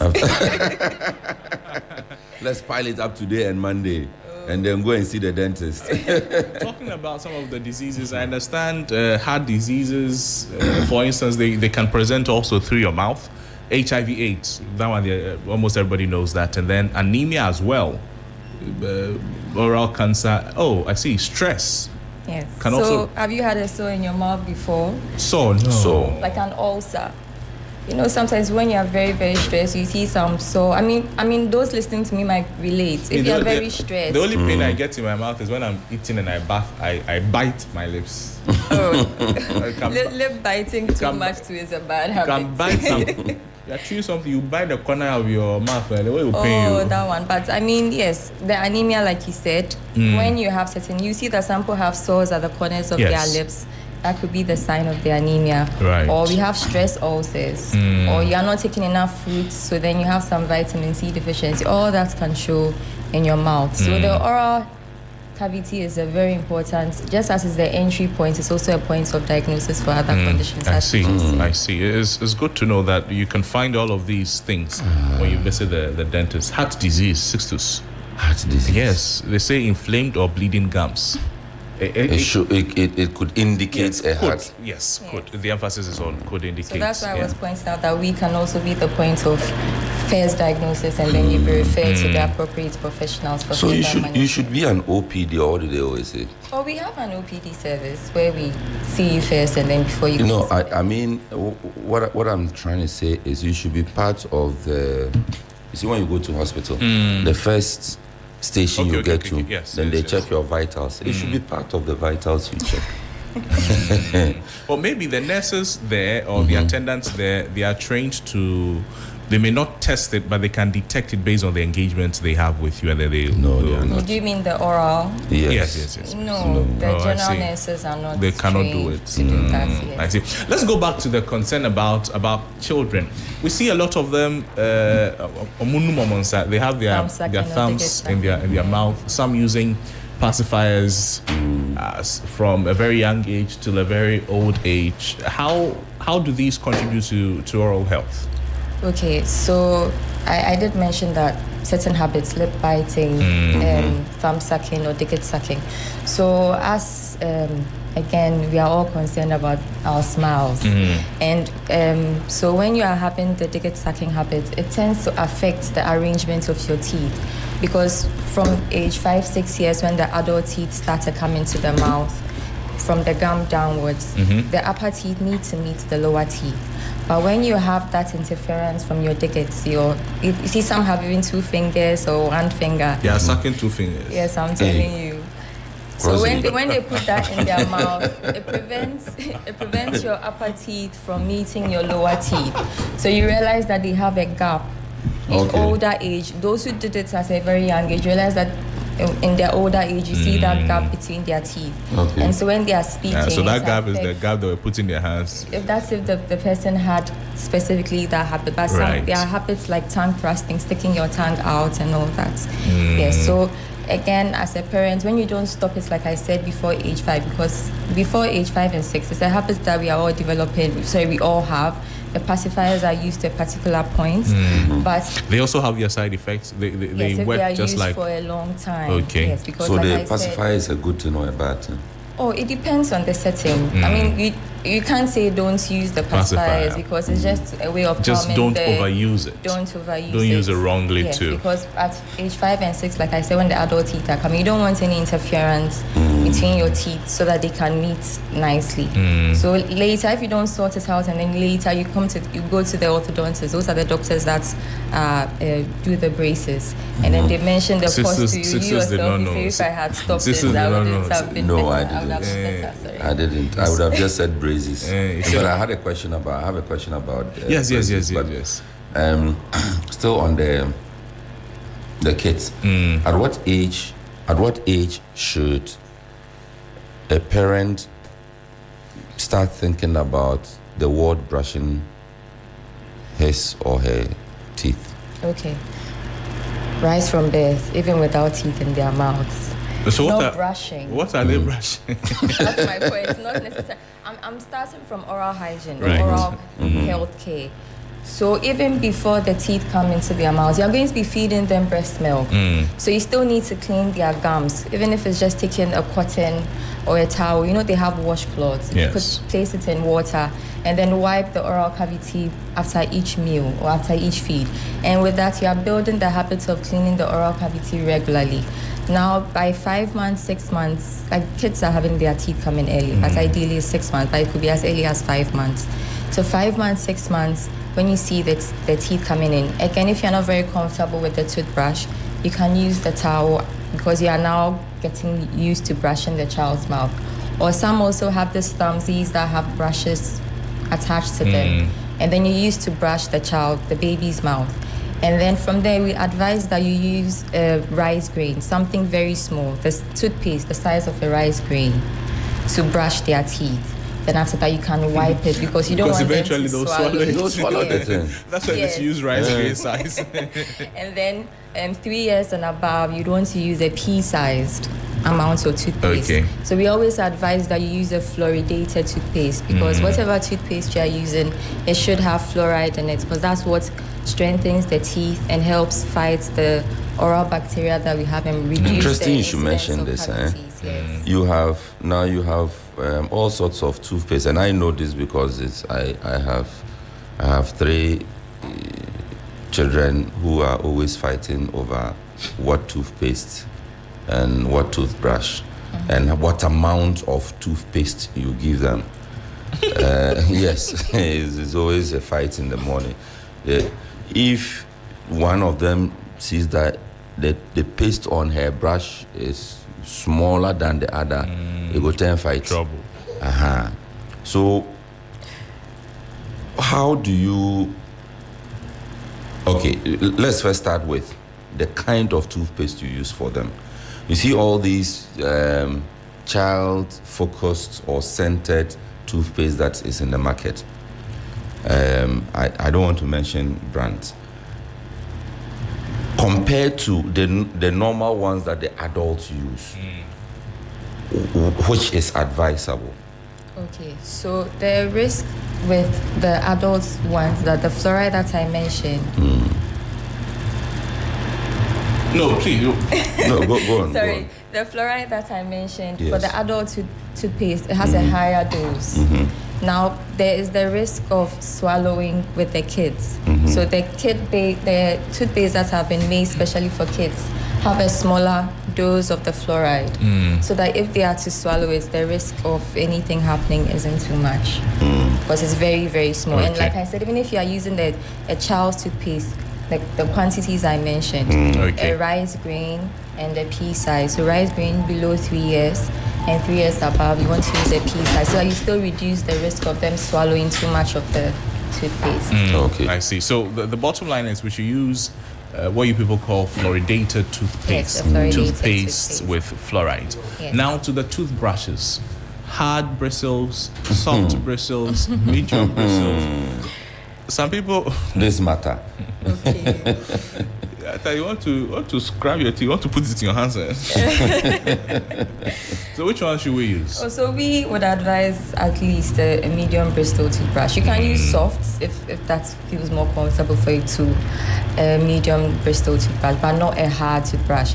Like you said, you'd want to scrub because you have the feeling that if I brush very hard, it means I'm cleaning my teeth. But that's wrong. Even though the teeth are the hardest structures in the body, when you brush them very hard for a long period of time, they tend to wear down.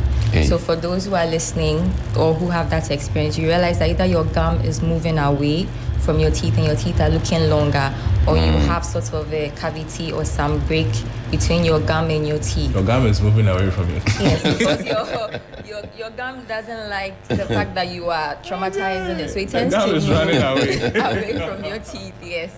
So we advise that it's more about the technique, how you are doing it right, cleaning the appropriate surfaces the right way, rather than using a hard toothbrush. But bear in mind that you can use a medium bristle toothbrush or a soft bristle toothbrush and still brush hard, which is equal to brushing with a hard toothbrush. Right. So it's more about the techniques, and then when you go online, you see how to brush well. So that but is there a reason we have the hard bristles? Some is there a reason? Some teeth are hard. Is it prescribed for some kind of? Some teeth are very difficult. Some crack hard bones. I know the hard ones were advertised for the sake of those, for example, those who have stains on their teeth or for smokers. But again, if you visit your dentist regularly, or if you know you have issues with stain, that means you'd have to visit your dentist more than twice in a year for them to do professional scaling and polishing for that cleaning, so that you don't have to use the hard toothbrush. Let's talk about teeth whitening. A lot of people now want to whiten their teeth. How should they go about it? Okay, so again, the teeth whitening, you have to get it done by a professional, because again, what we realize is some of these quacks are engaging in the whitening because aesthetics is very important to people and they want to get it done cheaper elsewhere. So first of all, make sure you're getting it done at a registered professional. So with the teeth whitening, again, it's all about how your teeth look, aesthetics.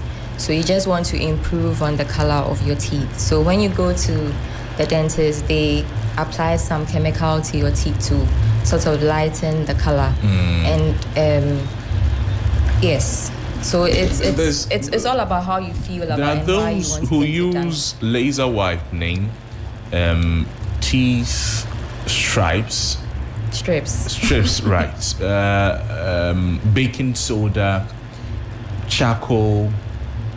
Some even use turmeric, banana peels. A lot of options are being thrown about everywhere. So if somebody wants to whiten their teeth, is there something they can do at home before we get to the facility? No, so, can I even take us back a step? Is it medically, dentistrily advised to go looking to whiten or whiten your dentist truly. Okay. So again, your confidence is important. Your smile is important. So if you think you don't like the color of your teeth, and some people might have had medical conditions when they were younger that caused some discoloration of their teeth, or we can. It's advised to do the whitening for you. There's nothing wrong with that. As long as, like I said, it's done under the right circumstances. But does a not completely yellow, but a certain shade of yellow teeth, does it connote poor oral hygiene, or it's quite normal? Okay, so should I answer your first question or this one? The two of them. Okay. So going back to the other question, there are home-based materials that can be used, like the strips that you mentioned that are advertised, and then you have the professional ones. They safe? The strips, are they safe? Yes, they are at lower doses. The chemicals are lower doses. But your dentist can also give you, when you go and visit your dentist, your dentist can give you something to use at home. They would give you something they call mouth trays. where you apply the chemical in it and then you fit it and use it every night before you go to bed to help with the whitening. So when you do go and see your dentist, then they will give you options as to whether to do it for you in office at the dental clinic, or you go and do it at home. Okay. I think that if that answers your first question. Okay. Now, sorry, repeat your second question. The second one I'm coming. But the laser treatment options, are they safe too? Yes, it's just a way of activating the gel that is used on the teeth. Okay, so it is safe. Done under the right circumstances. I feel I should always point that out. Fair enough. Let's talk about the yellow teeth. Okay, so you realize that baby teeth are whiter and adult teeth are a bit yellow. Babies, they don't eat plenty. Oh, it's not about this. It's how the teeth are formed. So the layers in the teeth determine the color of the teeth. Okay. So babies have a certain layer that makes it whiter. The layer is not very, very thick, so it's whiter. But I realize that when at this age and when you see an older person, they have very yellow teeth as compared to as they were younger. It's because a layer of the tooth is being formed more as you grow up, so the color changes with time. But we naturally have shades of teeth. Your complexion will match your shade of teeth. Someone else will have. I'm just trying to say that what you have right now is matching your shade, your color, your complexion. Really? So there's someone who has white so teeth. my teeth naturally are chocolates. That's not what I mean to say. I'm just saying when you go to a professional, as much as possible, they want to match. When you're doing the whitening, they try to give you a shade. You have this shade, like you have this. I keep saying shade. Sorry, you have this color. First of all, they check the color you have at the moment, so that you go to a preferred color. So I'm just saying that as professionals, we want to make it look natural, not too artificial. Okay. So your complexion does play a role in how your teeth look like. The preferred color, this one. Yes, but so we are different, Some have whiter teeth, some have slightly yellow teeth, and there's really nothing wrong with that. Right. Let's see if we have a few more questions for you, and then I'm coming on the. You spoke about whitening. Braces. Yes. It's become a matter of fashion these days. I mean, you enter a university campus and all the Gen Zs are wearing braces. Everybody wants to, and some are blinking. Your teeth is glittering. some are blinking red, others are blinking blue. Some have funny combination of colors with the color of the shade of color of the teeth is combining with the color of the brace that the person. Why do people, or what would necessitate someone wearing braces? Okay, so for the braces, as I talked about early on, if you have what you call the open bites, where your teeth don't meet, that's when you need to do the braces to try to bring your teeth together. Okay. Some have crowded teeth. Some have teeth that haven't come into their mouth. So the crowded teeth, it means what? There are plenty teeth in your mouth. No, it has the appearance of being plain teeth, but just that the teeth are not aligned properly. Okay. Because you probably you don't have enough space for all the teeth to be aligned properly. But you still have the same number of teeth that all of us have. The same number of teeth, yes. It gives the appearance of crowding. So the braces comes in to help with all those challenges that people have. But when it comes to the braces, yes, you have when you can choose when you go and see the professional, you can choose the color combination you want for the material, certain what you call the modules. They're like bands that we put around the teeth. So that's when you see the different colors. But when it comes to the ones that are not professionally done, the risk is high because it's not going to be done well. Oral hygiene might not be done, like you won't take care of your oral hygiene. And the braces is done to move your teeth. So if it's not done well, you could have some unwanted movements of your teeth so it's always good to go to a professional to get it done. It's not, I get the fact that it's a style nowadays, but it should be done well by a professional, so as long as you have been it, appropriately diagnosed to have it done. Yes, so if you don't have that diagnosis and Meaning you shouldn't be doing it. Meaning you don't need it. Then you go and do it. Are there implications? Yeah, so that's what I'm saying, that oral hygiene is a concern because you need to, when you start your braces, they give you instructions as to how to care for it. So if you don't get all those instructions, you will not take care of it, and then you could have gum disease, you could have, like I said, unwanted movements of your teeth. But apart from the braces, the braces are the ones you see, the ones with the metal on the teeth. But it's not everyone that even wants the braces on their teeth. So there are even removable options for people to even use to get their teeth moved. So it's all about going to your health professional, and then after consultation with them, they would advise you as to which one is best for you.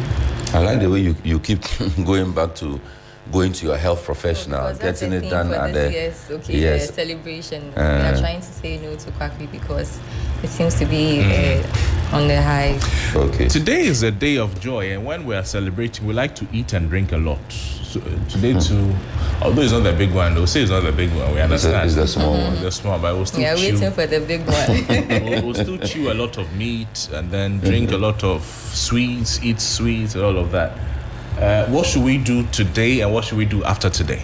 Okay, so the advice I'm going to give is for every day, but yes, today being very special, being World Oral Health Day, which also falls on the Eid al-Fitr. But generally, again, brushing twice a day with a fluoridated toothpaste.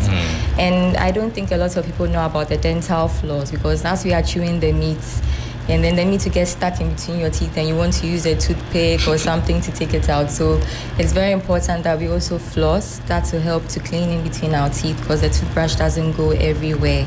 And then getting professional cleaning. So we should not use our toothpick again? No, you hurt your gums. We shouldn't break a leaf from a broom or a leaf from the tree and do and then So try and get a dental floss. Oh, you people, you want us to buy things.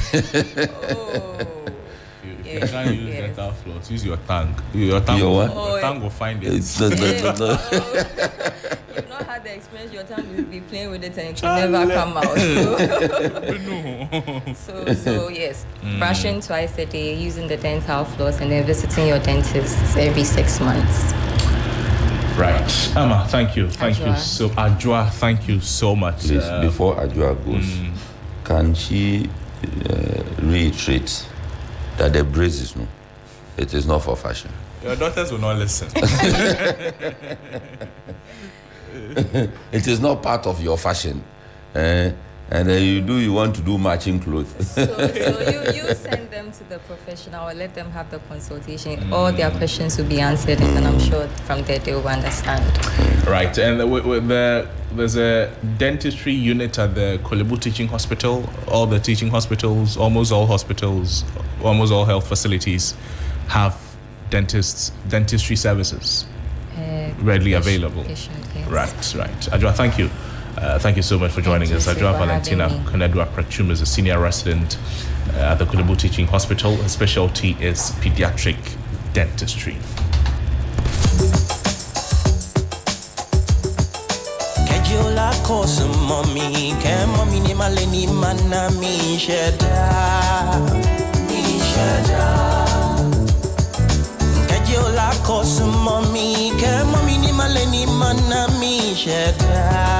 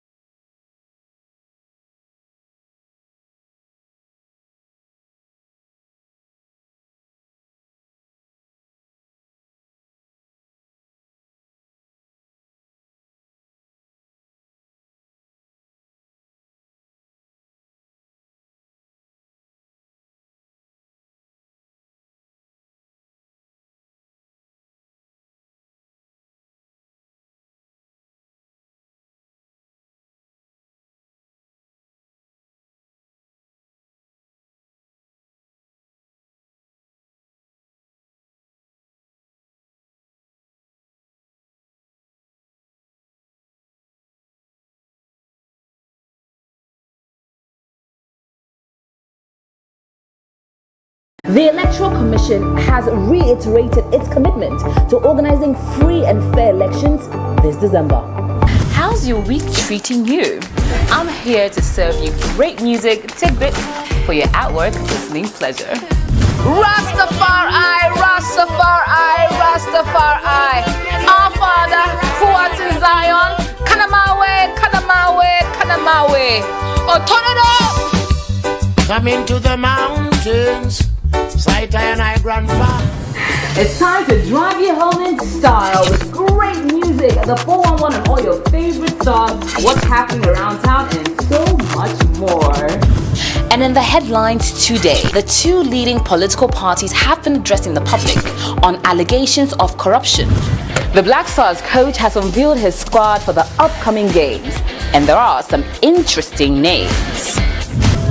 Pull up! The weekend is here and it's time to turn up. Get your dancing shoes on, Lego.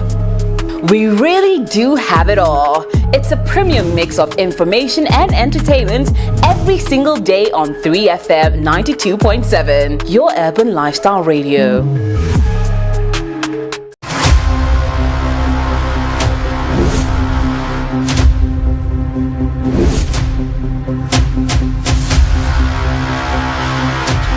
In the silence, something was growing. The journey continues. They calm before the storm.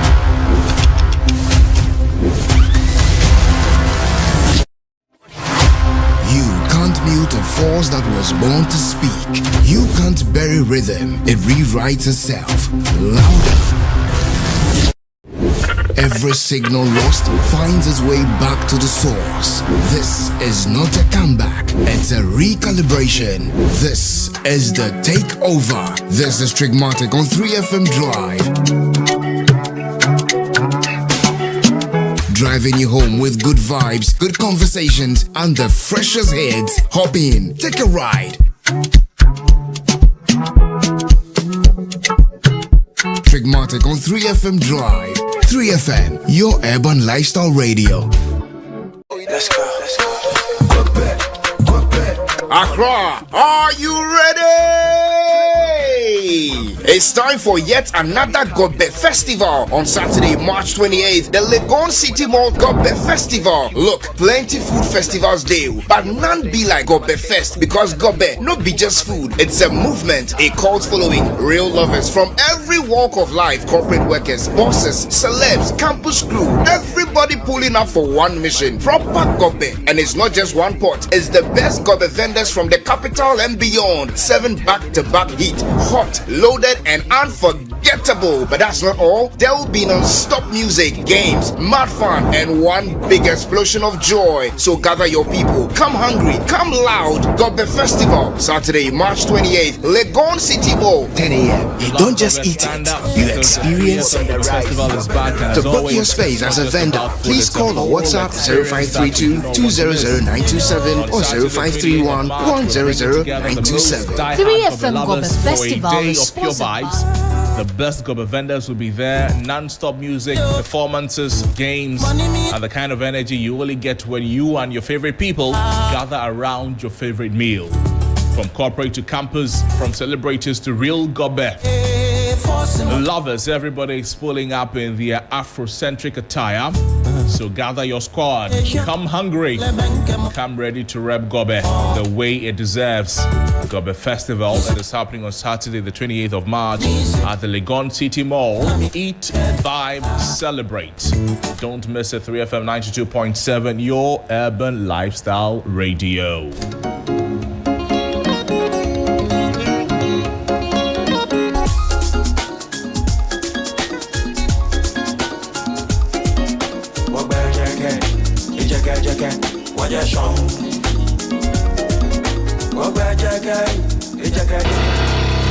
The Ghana Exim Bank is 10 years old. Hooray! And to commemorate this milestone, the Ghana Exim Bank is hosting a 2-day international conference on the theme, A Decade of Enabling Export Trade and Industrial Transformation, Resetting Gexim for the Next Frontier. The event takes place on the 25th to 26th of March at the Kempinski Hotel, Gold Coast City, 8 a.m. each day. President of the Republic, His Excellency John Dramani Mahama, will perform the official opening of the conference. Special guest and speaker, Honorable Elizabeth Ofosue-Jari, Minister for Trade, Agribusiness and Industry. Conference host is Honorable Sylvester Adina Mensah, Chief Executive of the Ghana Exim Bank. For inquiries, call 0208-541-480 or visit eximbankghana.com/conference to register. Media partners, Daily Graphic, Media General, The Multimedia Group, City FM, Radio Gold and Channel 1 TV. And knowledge partners include IFC and SME Finance Forum.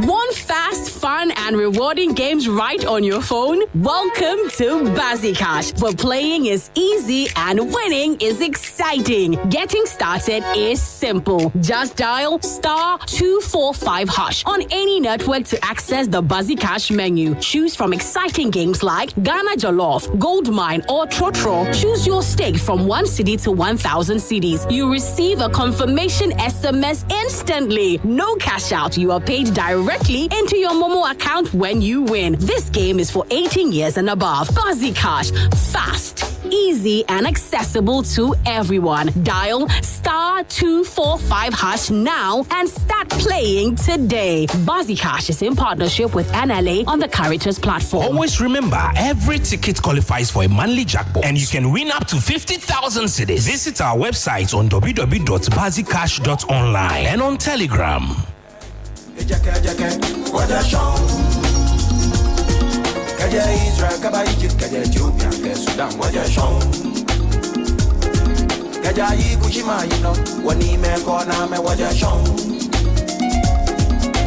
So Timbuktu, Ghana, Mali, Sumanguru, you know what you're shown. What we're jacket, what you're shown.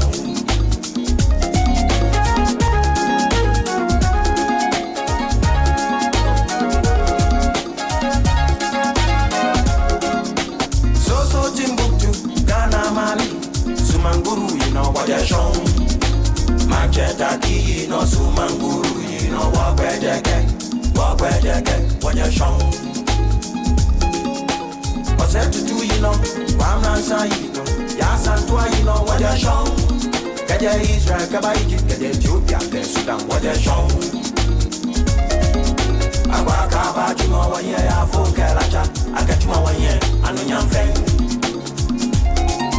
I walk about you more 1 year, I fool Kalacha, I get you more 1 year, I know young friend.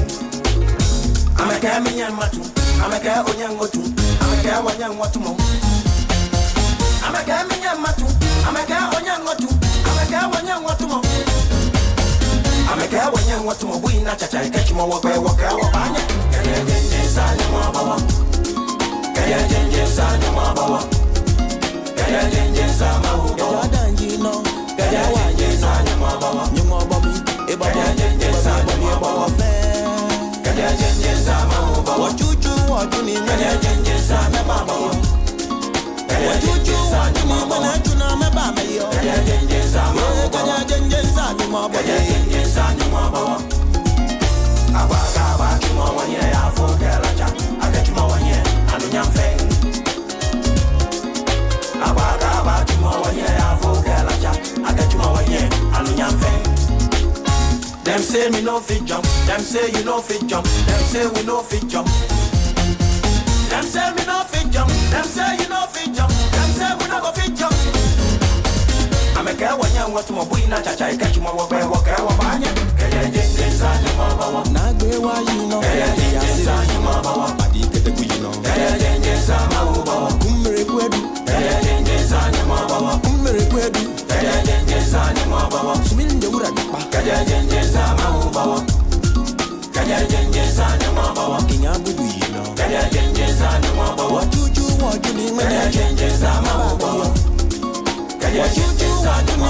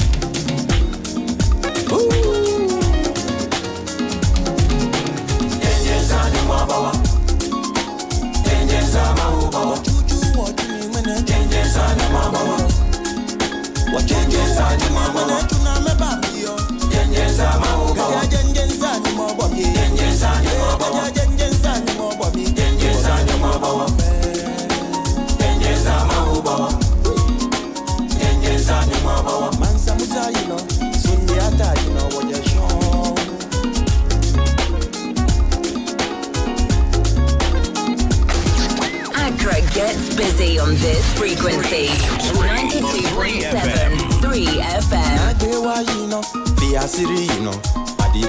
Best in the morning. The best in the morning is on 92.7 this Sunrise on 3 FM.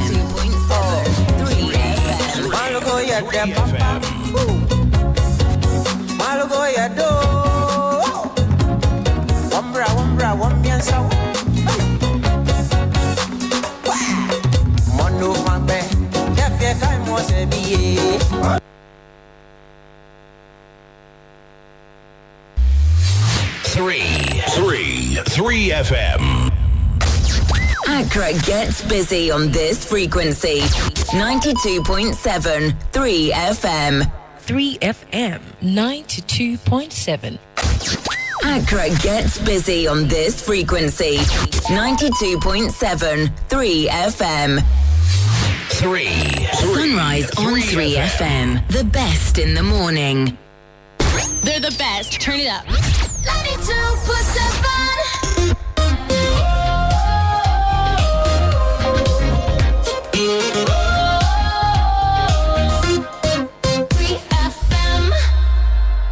Greetings in the name of His Majesty Emperor I Selassie Shah Rastafari. It has always been a journey of Pan-Africanism and consciousness. It is your regular taxi driver with the urban blend and 3FM 92.7.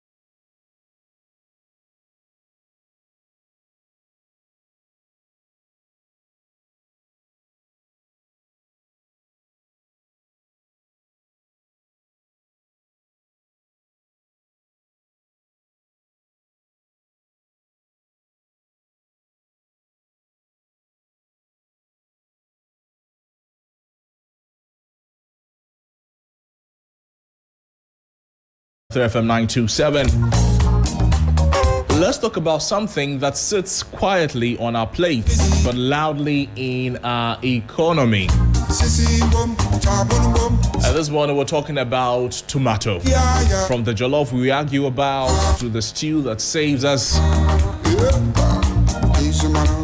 to whatever we decide to eat in the country. It has moved from just being a vegetable to being a core part of our meals, of our culture. But today the question is different. Can Ghana survive without importing tomatoes? Because right now it's no longer just a conversation. Burkina Faso, they are our major supplier, and they're taking a bold step. They've stopped exporting fresh tomatoes. Not because they don't have enough, but because they want to protect their own industries, their own people.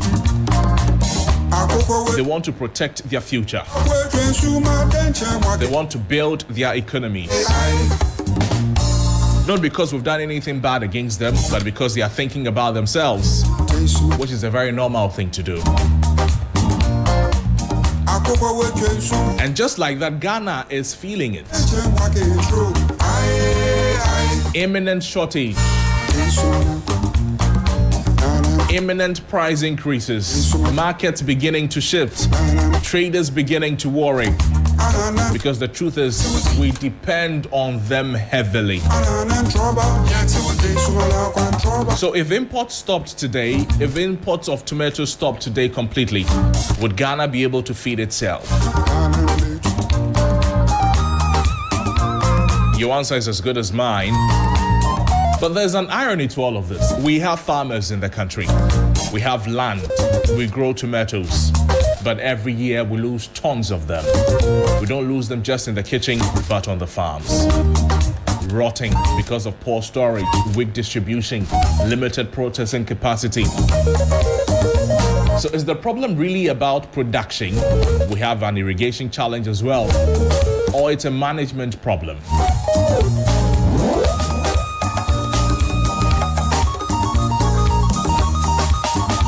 Burkina Faso's strategy is this, that they are building their local industry, they are reducing export of raw produce, and they are focusing on processing and then value addition as well. And then Ghana's reality, we produce far less than we consume. We struggle with storage, we struggle with irrigation, we struggle with processing and then distribution. Burkina Faso is thinking long term. Ghana is still reacting short term. We don't lack tomatoes, we lack systems. It's not just about tomatoes. It's not just about the red vegetable. No, whether it's a fruit or a vegetable, that's not what the concern is. It's about food security. Traders are beginning to cry. They are weeping because they can see, they can feel what is lying ahead of them and what lies ahead of the country if we don't take urgent steps. Let's take a listen to some of the traders, and then we'll get into a conversation shortly with Anthony Morrison. But first, the traders, as they lament the impact this action from the Burkinabe government will have on Ghana.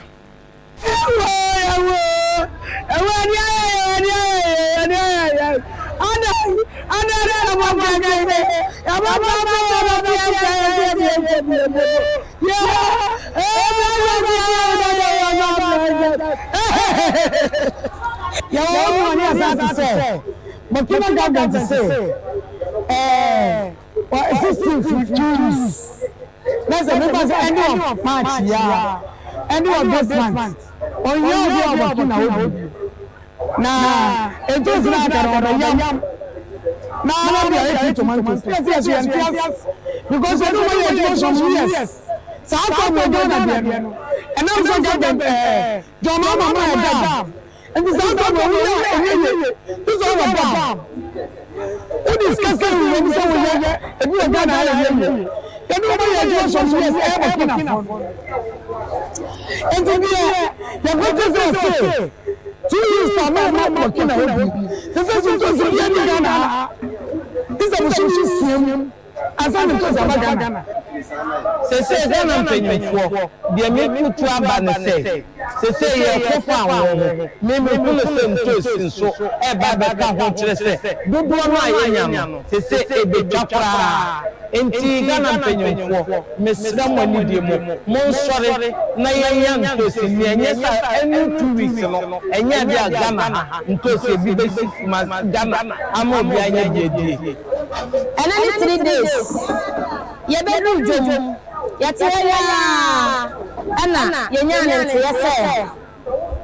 Burkina president say all tomatoes for Emma Ghana bio. Emma Burkina bio. Na so do Burkina wana apatini ama na obeje woni ni na akwa ya.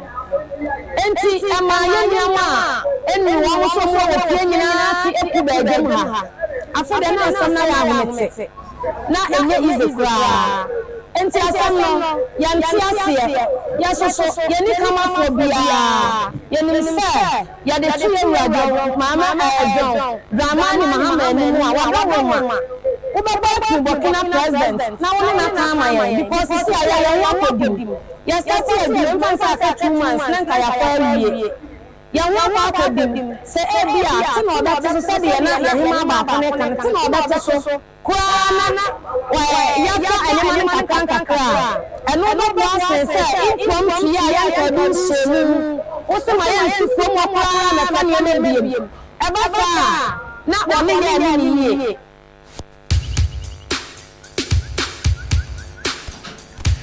The voices of some traders, tomato traders we have in Ghana, clearly very unhappy with recent developments, and that it is that Ghana faces shortage as Burkina Faso bans export of fresh tomatoes to neighboring countries.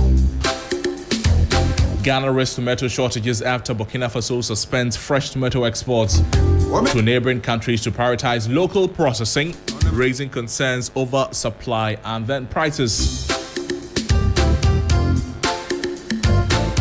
This decision by Burkina Faso to suspend the export of fresh tomatoes is expected to disrupt supply chains across the sub-region.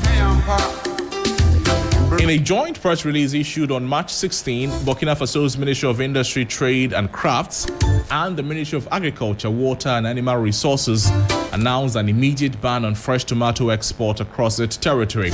And the government said the measure is aimed at ensuring adequate supply for local processing factories. Well, the directive also halts the issuance of special export authorizations, effectively blocking new export activity. The authorities, however, granted a 2-week window for exporters with existing permits to complete their shipments. Burkina Faso further warned that violations of the directive would attract sanctions under existing regulations. It noted that any goods seized in breach of the ban would be redirected to domestic processing facilities at no cost. The government called for cooperation from all stakeholders, including border control officials and security agencies, to ensure strict enforcement of the measure. It also encouraged the public to report any breaches through designated toll-free lines. This development is expected to have significant implications for Ghana, which relies heavily on imports from Burkina Faso to supplement domestic supply. An estimate shows that Ghana spends close to $100 million annually on tomato imports from Burkina Faso alone. And this underscores the country's dependence on its northern neighbor for the fresh produce.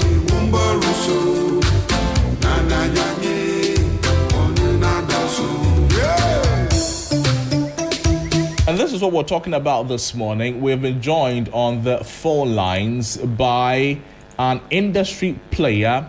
Anthony Selam will join us shortly, but Anthony Selam Kofitio Morrison will also join us shortly on the back of the conversation.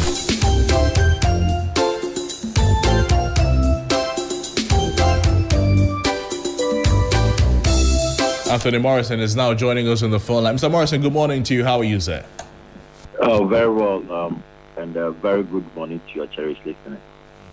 This is some disturbing news that has reached the entire tomato value chain we have in the country. and the impact, a lot of speculations are already going on what possible impact there could be from all of this. But you are in the industry, you understand that the happenings better. Explain to us in plain terms what is happening right now between Ghana and Burkina Faso. Well, thank you once again. I must say that it's just as a result of our tomatoes national consumption, which is in the range of 900,000 plus, and our annual production, which is around 340,000, leaving about 600,000 in importation, which we bring from Morocco, we bring from neighboring countries like Togo and also Burkina Faso. That notwithstanding, from a more technical and private sector point of view, we view this in no unambiguous way as a blessing to Ghana in disguise. You see, my brother, as a country, Ghana is a very proud nation. Ghana is steps ahead of most of its counterparts in the West Africa sub-region. We cannot and we should never surrender our sovereignty to any country that thinks that they want to take Ghana for ransom. We have what it takes to produce our food. We have been making this call over the past 10 years that Ghana must take its food production and its food security into its own hands and not on the availability of produce in another country. It can never work. The authorities in Burkina Faso have taken what I refer to as a sovereign trade prerogative, and we must respect that. They have set up industries and factories that are meant to process tomatoes. So it's like we have invested in establishment of tomatoes here, and the tomatoes, instead of it coming to the factories, are being exported. That is loss of investment, and we must respect that. What we need to do as a country is to come clear within and state clearly with a 12-month mandatory tomato strategy for this country. And I believe strongly, as a private sector lead, and we are working actively. We've developed a document for the presidency and order. Look, we can become food sufficient, especially in tomatoes, in the next 12 months, from short term to medium to long term. I see. And it must be clear that as a country, we cannot import our problems and expect that it should be sustainable. Trading is strategic. It's not rampant. Ghana must also control its trade, that not everyone that goes anywhere sees anything and imports it into the country. It must go through some clarity. You have just 1 minute remaining. You can dial *50. Unfortunately, we'll have to reconnect with you, Anthony. Anthony Morrison is with the Chamber of Agribusiness. We'll reconnect with him and then we'll continue the conversation with him on the recent happenings in relation to tomato trade and tomato exports from Ghana, from Burkina Faso into Ghana. And this is in relation to the latest directive that has come from the Burkinabe government. Oh, Eja Onyami, Wamba, for a bread.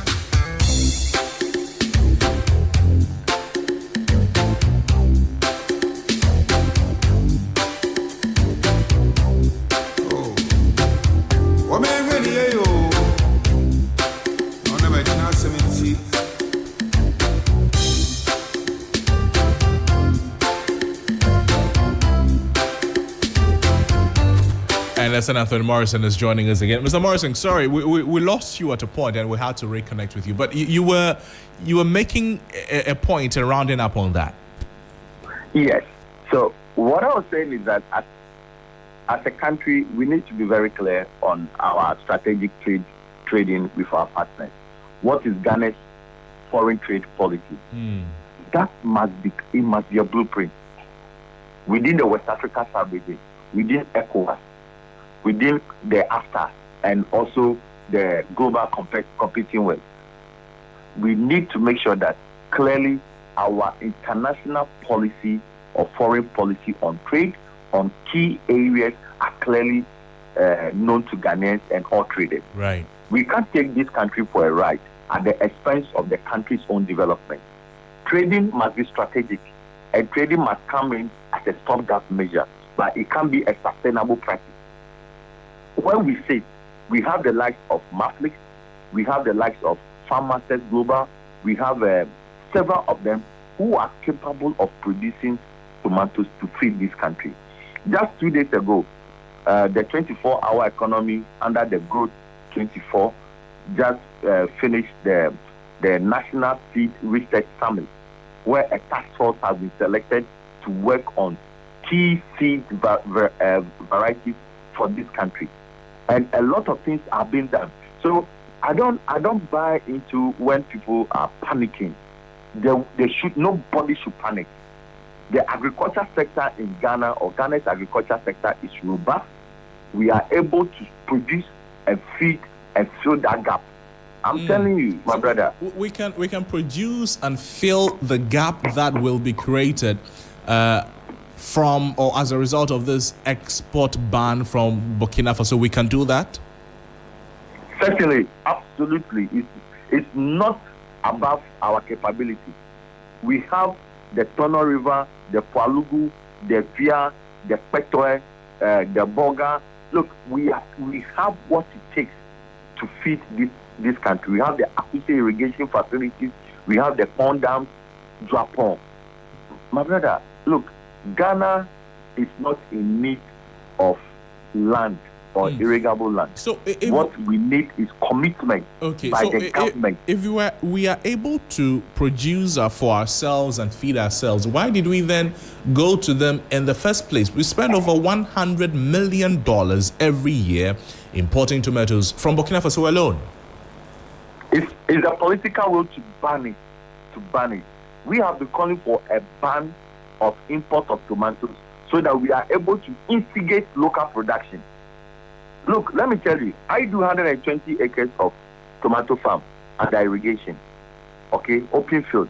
Now, I employed about 120 people to work on my farm. However, I pay salaries, I pay taxes, I pay pension scheme, I pay health insurance. Somebody goes to Burkina Faso and brings 10 trailers. Do you know how that works against the economic establishment? We are weakening the economy by importing. And if you have 120 people who are jobless, you understand that we don't need to continue to import. We should strengthen local production in a manner that will support employment, provide some economic livelihood, and strengthen the economy of this country. My brother, look at the areas of Wenchi, Techiman. It's a major tomato. They are major tomato growing areas. We have the likes of Waki, West Africa Center for Crop Improvement, SARI, the CSRR. These are strong research seed companies that are capable of backing us. And I can tell you, it's just a matter of government commitment. And we, at the Chamber of Agribusiness, see this as a blessing in disguise. I see. It is overdue. It's something that Ghana has to structure and make sure that the kind of vulnerability we face in terms of our food drive and food security with our neighbors will become a thing of the past. Okay. If you say this is just a matter of government commitment, what will the commitment look like in practical terms to deal with this concern? Strengthening local production with 1,000 farmers, each producing between 100 and 200 acres across board, supported with irrigation and good seed, we can produce to feed this country. I'm telling you. I see. Under intensified production, we can produce to feed this country. Anthony Morrison, please stay on the line for me and let me engage with Nana Jenim Boateng. He's a leading member of the Tomato Transporters and Sellers Association of Ghana. Nana, thank you so much for joining us on the program. We're still talking about this challenge that we are facing in relation to the latest directive from Burkina Faso on the ban of export of fresh tomatoes. Now, Anthony Morrison, the CEO of the Chamber of Agribusiness, is telling us that Ghana is able to produce tomatoes enough to feed itself, and that there will not be any shortage, there will not be any challenge. He says we have what it takes to do this. It's just a matter of political will, political commitment. That is why we've not been able to do. I don't know whether you share with his opinion. To some extent, good morning to my good brother, Anthony. Yes, my brother. Nice to hear from you again. Yeah, it's been a while. Yes. I agree with him to some extent. Nana Jenim, if you could reposition yourself, I'd be grateful. We're struggling to have a clear conversation with you. Okay.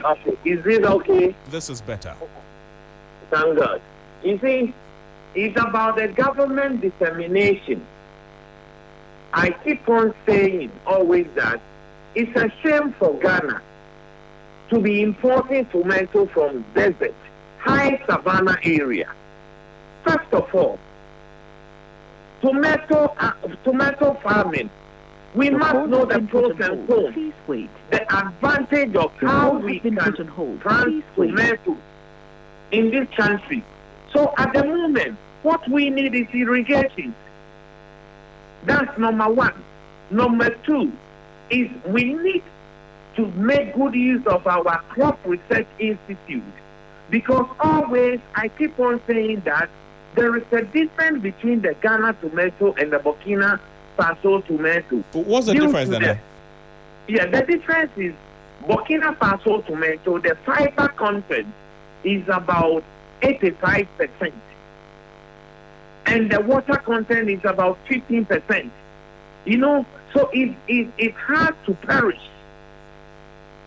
You can harvest Burkina Faso and put it without the refrigerator. It can last about 2 to 3 weeks, because it will rather be shrinking because the fiber content is more than the water. But in the Ghana tomato, the water content is more than the fiber. So as soon as you get ripened and you harvest it, then it started dropping. That is the difference. I know Ghana, we are capable of doing it.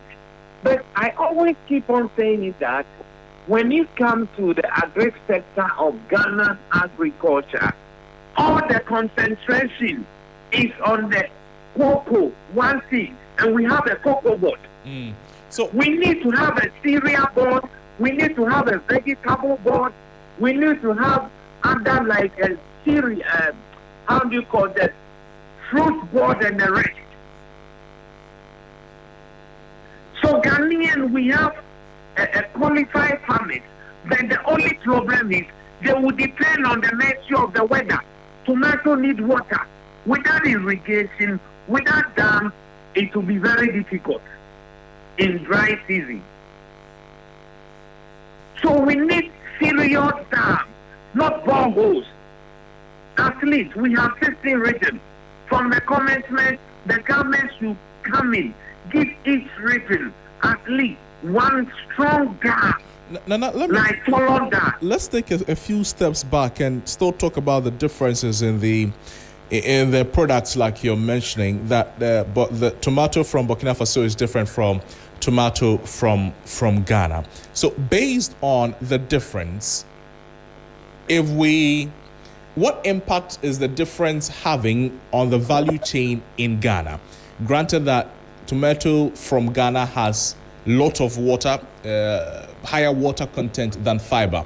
What does it mean? It means that it spoils easily?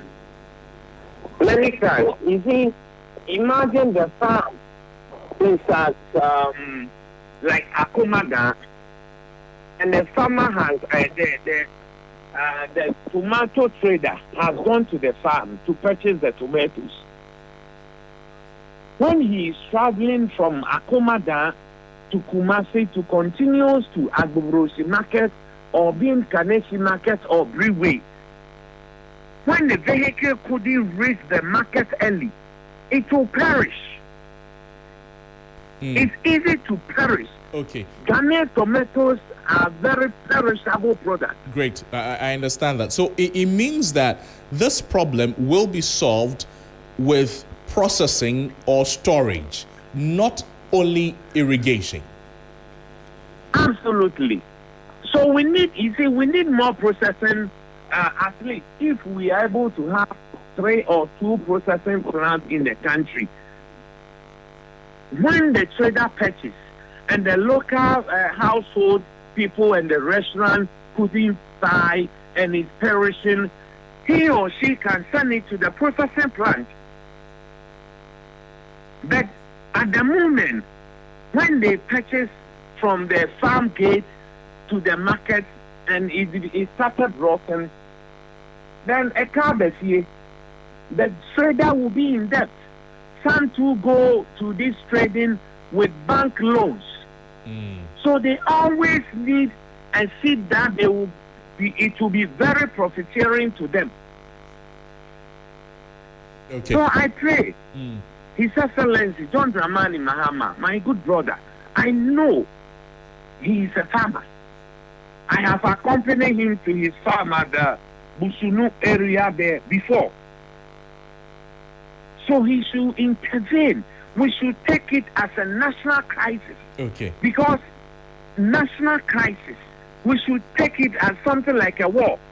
Okay. When we depend on the canned tomatoes that they are importing, I don't want to mention any brand, but I'm speaking on authority.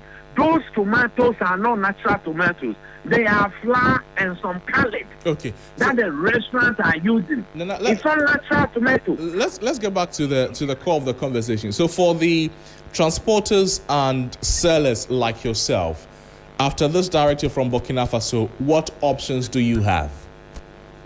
Many times, my brother, you see, even without the caution, our brothers and sisters perished just a few days ago, or a week, or a month ago.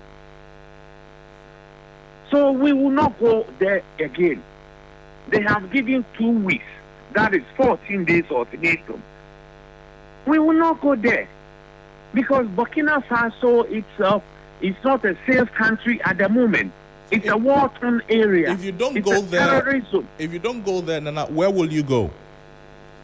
No, if we don't go there, the nation will suffer the consequences. We are praying that the government should intervene, as I said, because we are about to enter into rainy season. Adan people can start planting, and Grand Panta and Doma and Akumadan people too. But fortunately or unfortunately, when the rain stops, they will also be in debt. Because without water, without irrigation, the tomato cannot grow. So the fundamental of the whole thing is the government must intervene as soon as possible to take it as a national security threat, at least to use 2 or 3 months to construct a dam. Years ago, they invited us to the Burkina Faso. Could you believe that around one dam, you can get about 24,000 pumps? The pumps, imagine if the dam is at like Weja, you can be at in Sawam or Suhum and be a tomato farmer. Okay. So, Nana, what you're telling us at the moment is that Burkina Faso is the major exporter into Ghana, or Ghana imports majorly from Burkina Faso. So if this ban that is in place is adhered to, it means that the tomato importers from Ghana are likely not to have a market to import from because they only rely on Burkina Faso. Is that correct? Yes, please. Yes, please. There are 2 ways. Okay. It's either the government of Ghana will adjoin to the Burkina president for extension. You understand? That is the only thing. Either they talk to them for extension of the period, whilst we are preparing ourselves. You see, sometimes it's very disheartening. I feel ashamed as a country called Ghana. We have good weather than Burkina Faso. Okay. Nana Jenny, please stay on the line for me. Let me go back to Mr. Morrison. Mr. Morrison, can you hear me? Yes. Great. My question to you now will be that if we're talking about the impact this is going to have on the tomato value chain we have in the country, there's the tendency or the reality that we are going to struggle to get tomatoes. Hence, the prices of tomatoes will increase. Is that also very correct? This is market speculation. And let me say here that government of Ghana, His Excellency the President, should not direct anyone to negotiate with Burkina Faso. No country can take Ghana for a ride. Ghana was the beacon of hope for West Africa at independence. We have what it takes to produce and feed ourselves. Yeah, but we are a country of proud people. But Anthony, before we start producing to feed ourselves, before we fill that gap, this is our major season. This is our major season. We are capable of producing for the major season. While we are producing for the major season, all we need is to put system in place for irrigation for us to produce the same quantity for minor season or more. Now, we need to increase our yield from the current 12 metric tons per hectare to about 40 to 80 metric tons per hectare under intensification. And I know clearly, as a leader of this sector, we have what it takes. I just told you that we just finished a 3-day summit on our system. So we are very clear in our minds what we are capable of doing. And let me also add this. As a country, our post-harvest loss is between 20 to 50%. Are you aware of that? Right. If we reduce our post-harvest loss in tomatoes alone, we are halving what is coming from Burkina Faso. So let's be clear. It's not that we do not produce as much. We produce, but it's a matter of market dynamics, taste, market consumer demand, consumer variability. You understand?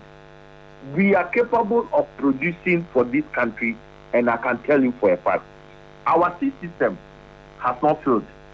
We have the best research institute. In fact, at a point in time, Burkina Faso research scientists were learning from our top research institute. Okay, so let's not discount our Ghana's ability to produce. The areas like Via, Tono, Pualugu, Wenchi, Echima, Petwe, Adan, all these areas we are able to produce. Now, what we need to do as a country is to be clear. Government must be committed to supporting local content. The chamber is ready to lead this and to support government in this agenda. We need to also make sure that we put in strategic cold chain systems in place, because we will overproduce. And when we overproduce, we need a cold chain. We need a processing facility. That must come in. And in the coming days, the chamber will make a proposal to His Excellency the President on the strategies that we should adopt. We're talking about a lot of youth unemployment. The prisons are there. They have vast land. Where are we wasting all this? We need to engage the chiefs, make available land by the riverside for us to be able to produce and feed this country. We can do it. Let's believe in our ability to do what any other country cannot do. Ghana is above any other country, and we can do what we tell ourselves, and we commit ourselves that we'll be able to do it. But your stance is firmly that we should not go back to Burkina Faso. This is a watershed moment. This is an opening that Ghana should take advantage of. Because, look, Burkina Faso have invested to set up industries. and they need the raw material for the industry. Somebody has taken a loan to set up factories to process tomatoes. Now the raw materials that should go to the factories are coming to Ghana. It's not a situation of we going to, somebody is losing money somewhere. It is for us to be able to set up our own. Let's not go and beg anywhere. Look, let me give you some global example. Morocco. Morocco moved from doing a little over 500,000 to almost 60 million metric tons of tomatoes. Egypt is doing over 8 million. Turkey is doing 12 million. The list goes on and on. We are able to do what we are capable of doing. All we need to do is we are currently doing 900,000 in terms of national consumption. Okay. We are producing, in fact, if you add the post-harvest loss and the actual consumption that we are, actual production capacity we are doing almost 500,000.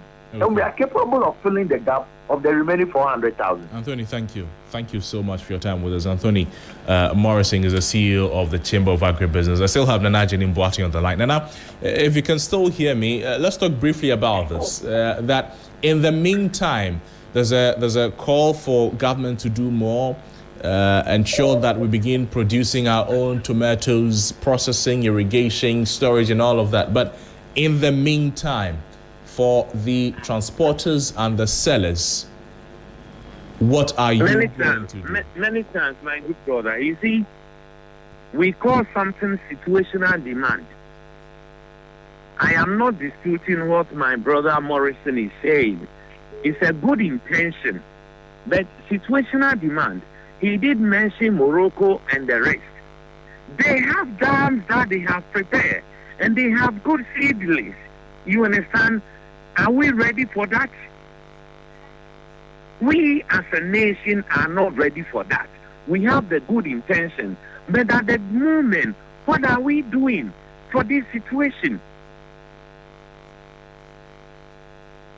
That's my question. What are we doing for this situation? We should take it as a serious.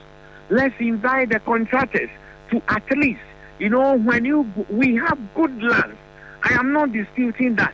But at the moment, we are not prepared to go into tomato farming that can feed the whole nation as demand. And who is ready to buy a rotten tomato?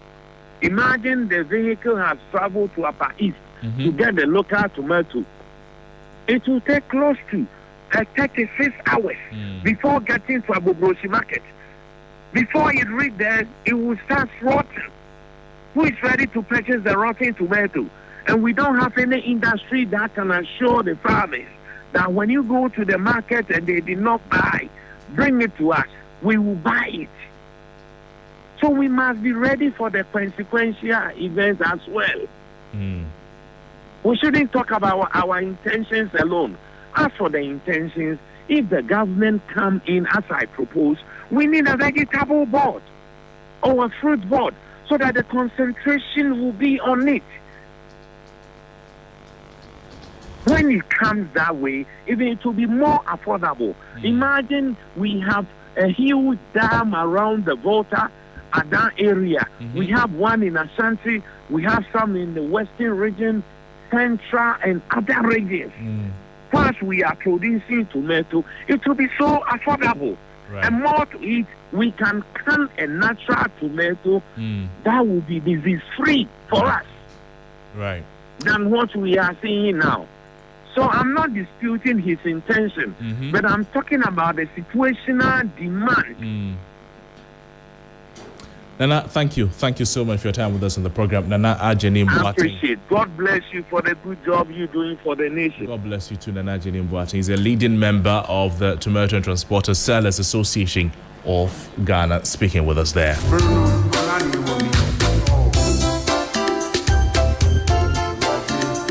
So essentially, the conversation is not just about tomatoes, it's about system structure and then self-reliance. At the end of the day, a country that cannot feed itself must always depend on someone else. So maybe the real question isn't, can Ghana survive without importing tomatoes? Maybe the real question is, when will Ghana build a system that will make importation a choice and not a necessity? One thing is very clear, that Ghana must begin to rethink how we produce, begin to rethink how we process, and then distribute what we eat. The conversation certainly does not end here. This is a call to action that we definitely need to rise up to. If we don't do that, you and I will both feel the impact. This is still Sunrise on 3FM 92.7. We're live also on all our social media platforms at 3FM 927. In a moment, we'll talk about something that we all use tomatoes for. We use tomatoes to cook. People use it for facials. People use it as for smoothies.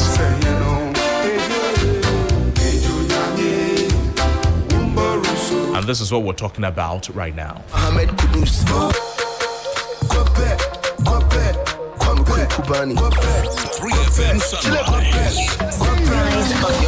I wake up in the morning, Bobby Coco is calling.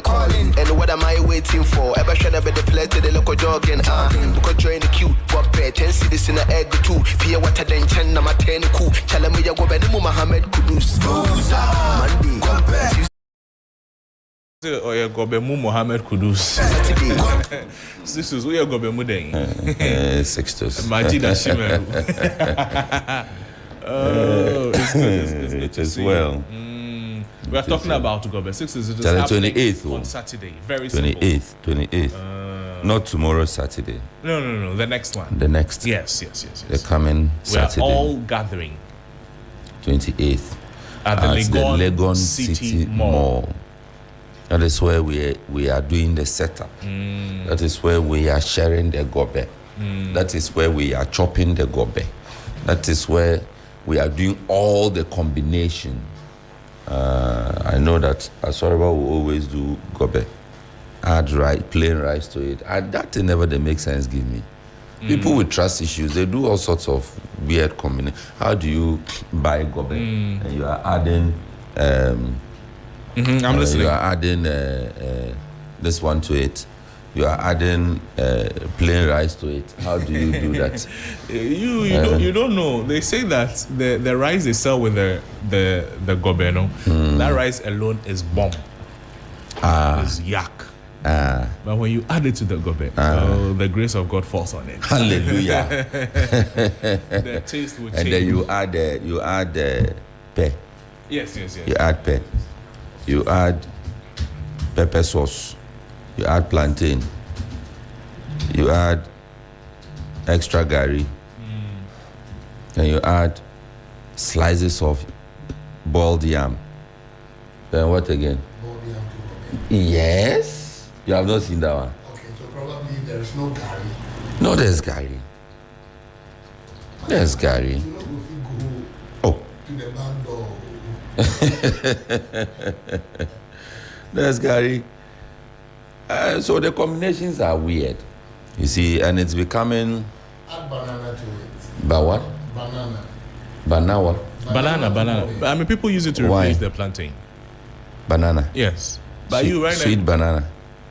Or roasted plantain. On. Go on, bro.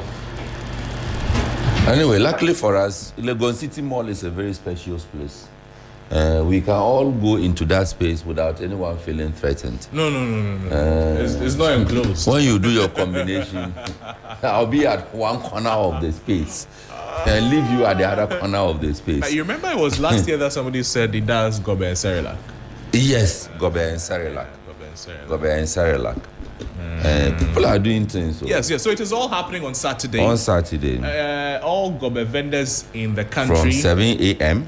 are gathering till at you the drop off City Mall at midnight. When we are ending the after party, we are on. Yes. And we are doing a rep your hood. No problem. Nice. Rep your. Where do you live? Kwabinya. So the best gobe seller for there. Yes, she's coming. She was there last year. Ashoman Estate 2 was there last year. So they are all coming. Nice one. But the so good come and news support too your own. Is that it will be a gathering of everybody from everywhere. So even if you are beans, you don't eat beans, come. You still have very nice activities for you to perform. One of the things that you'll find there is the gloss boss. The gloss boss will be there. Okay. You are thinking. So like when you finish eating, then you gloss your lips. Yeah, I don't know. Maybe they'll tell us. They'll tell us what the gloss boss is doing at. Or you use the gloss to replace the palm oil that would have soiled your lips. Wow, we were safe.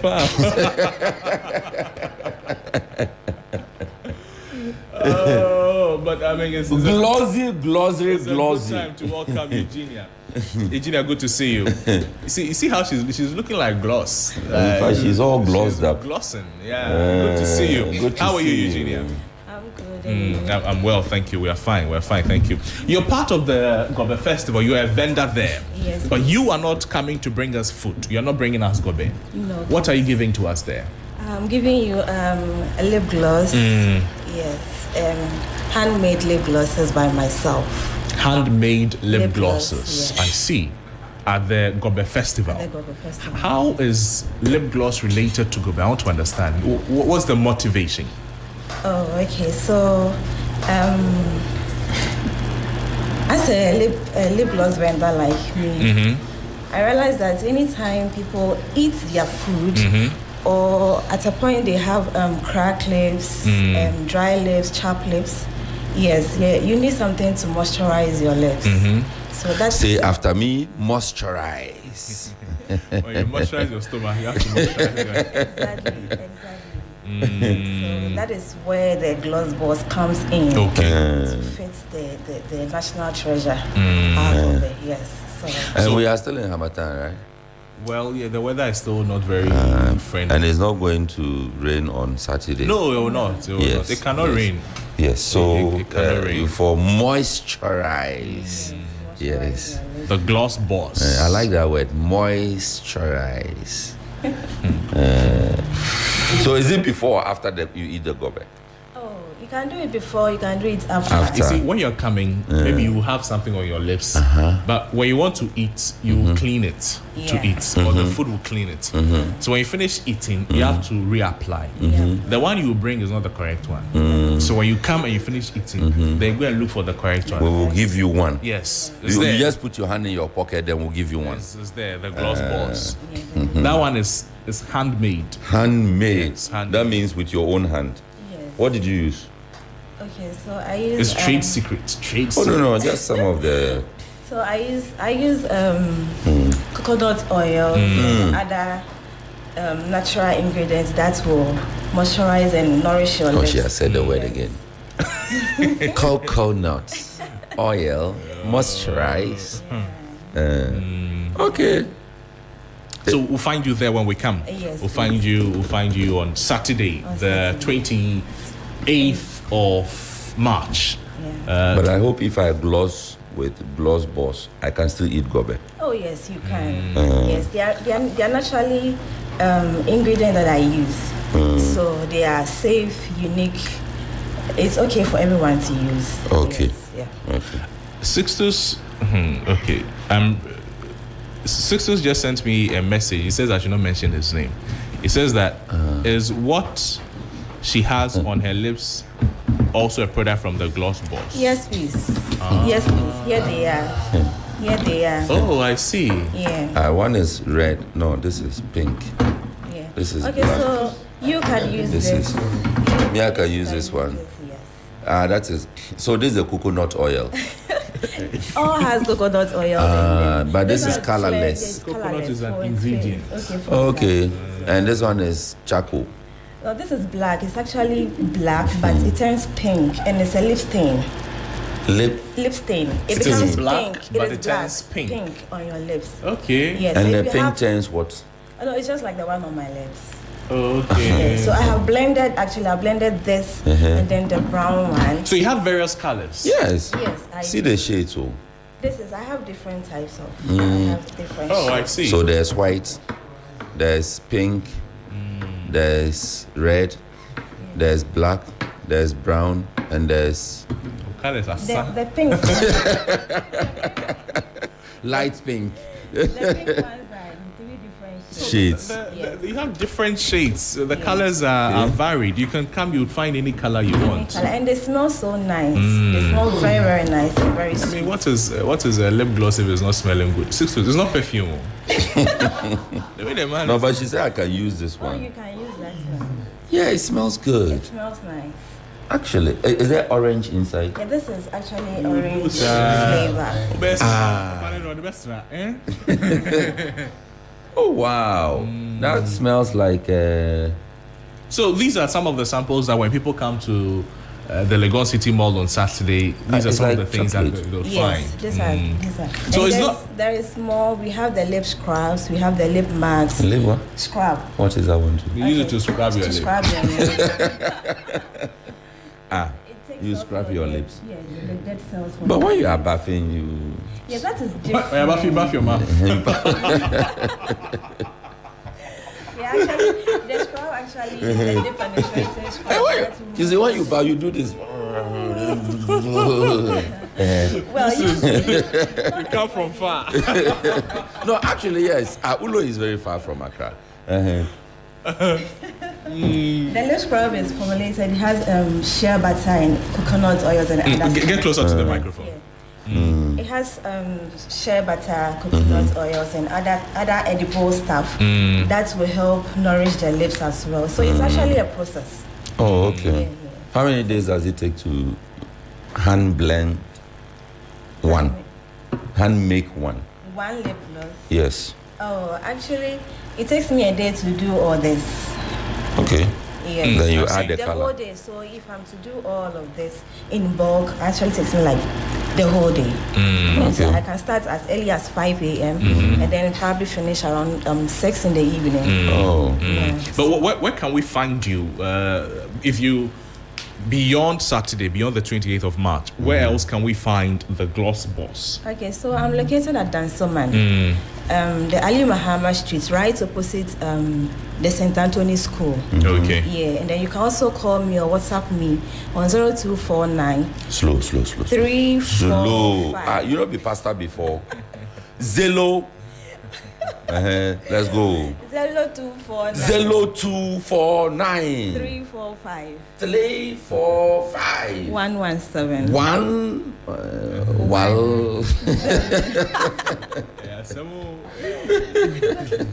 And you can find me on.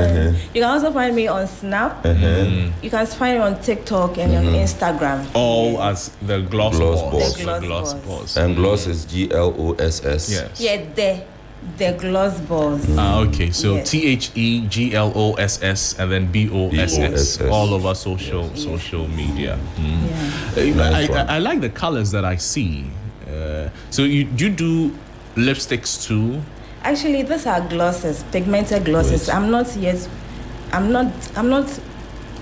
done the lip gloss itself, Okay. the lipstick itself, but these Okay. are the glosses. Okay. But they are pigmented. You can also use it in place of. Gloss Boss, wait. So do you do lip shine too as well? So they are the same. It's the same, yeah. What is the difference between lip gloss, lipstick, and lip shine? What I know is Okay, the so- stick is No. a... Oh, I'll tell you, the stick is a stick. The gloss is not a stick. And the shine is a shine.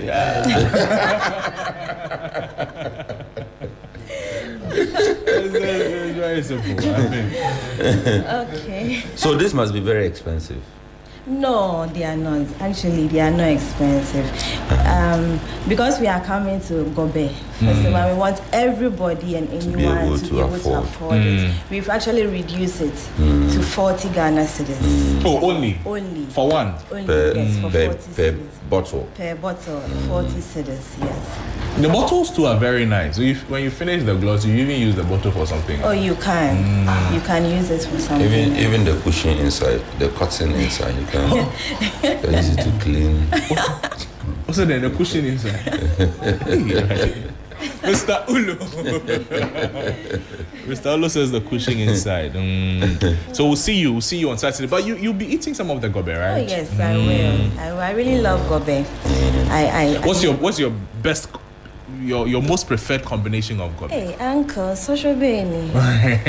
Let's see how you combine it. Okay, so what the gobe, what the beans? I said gobe lover, and the kenke lover, kenke, and then the gobe. Fatty kenke or gan kenke? Oh, gan kenke, gan Jimmy. Well, yeah, we are going the gan way. That's his limit.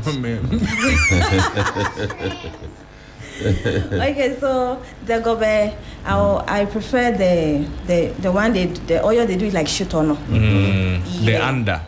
Correct. I see, with the red oil, yes. And then the gombe with a little of the gashuto.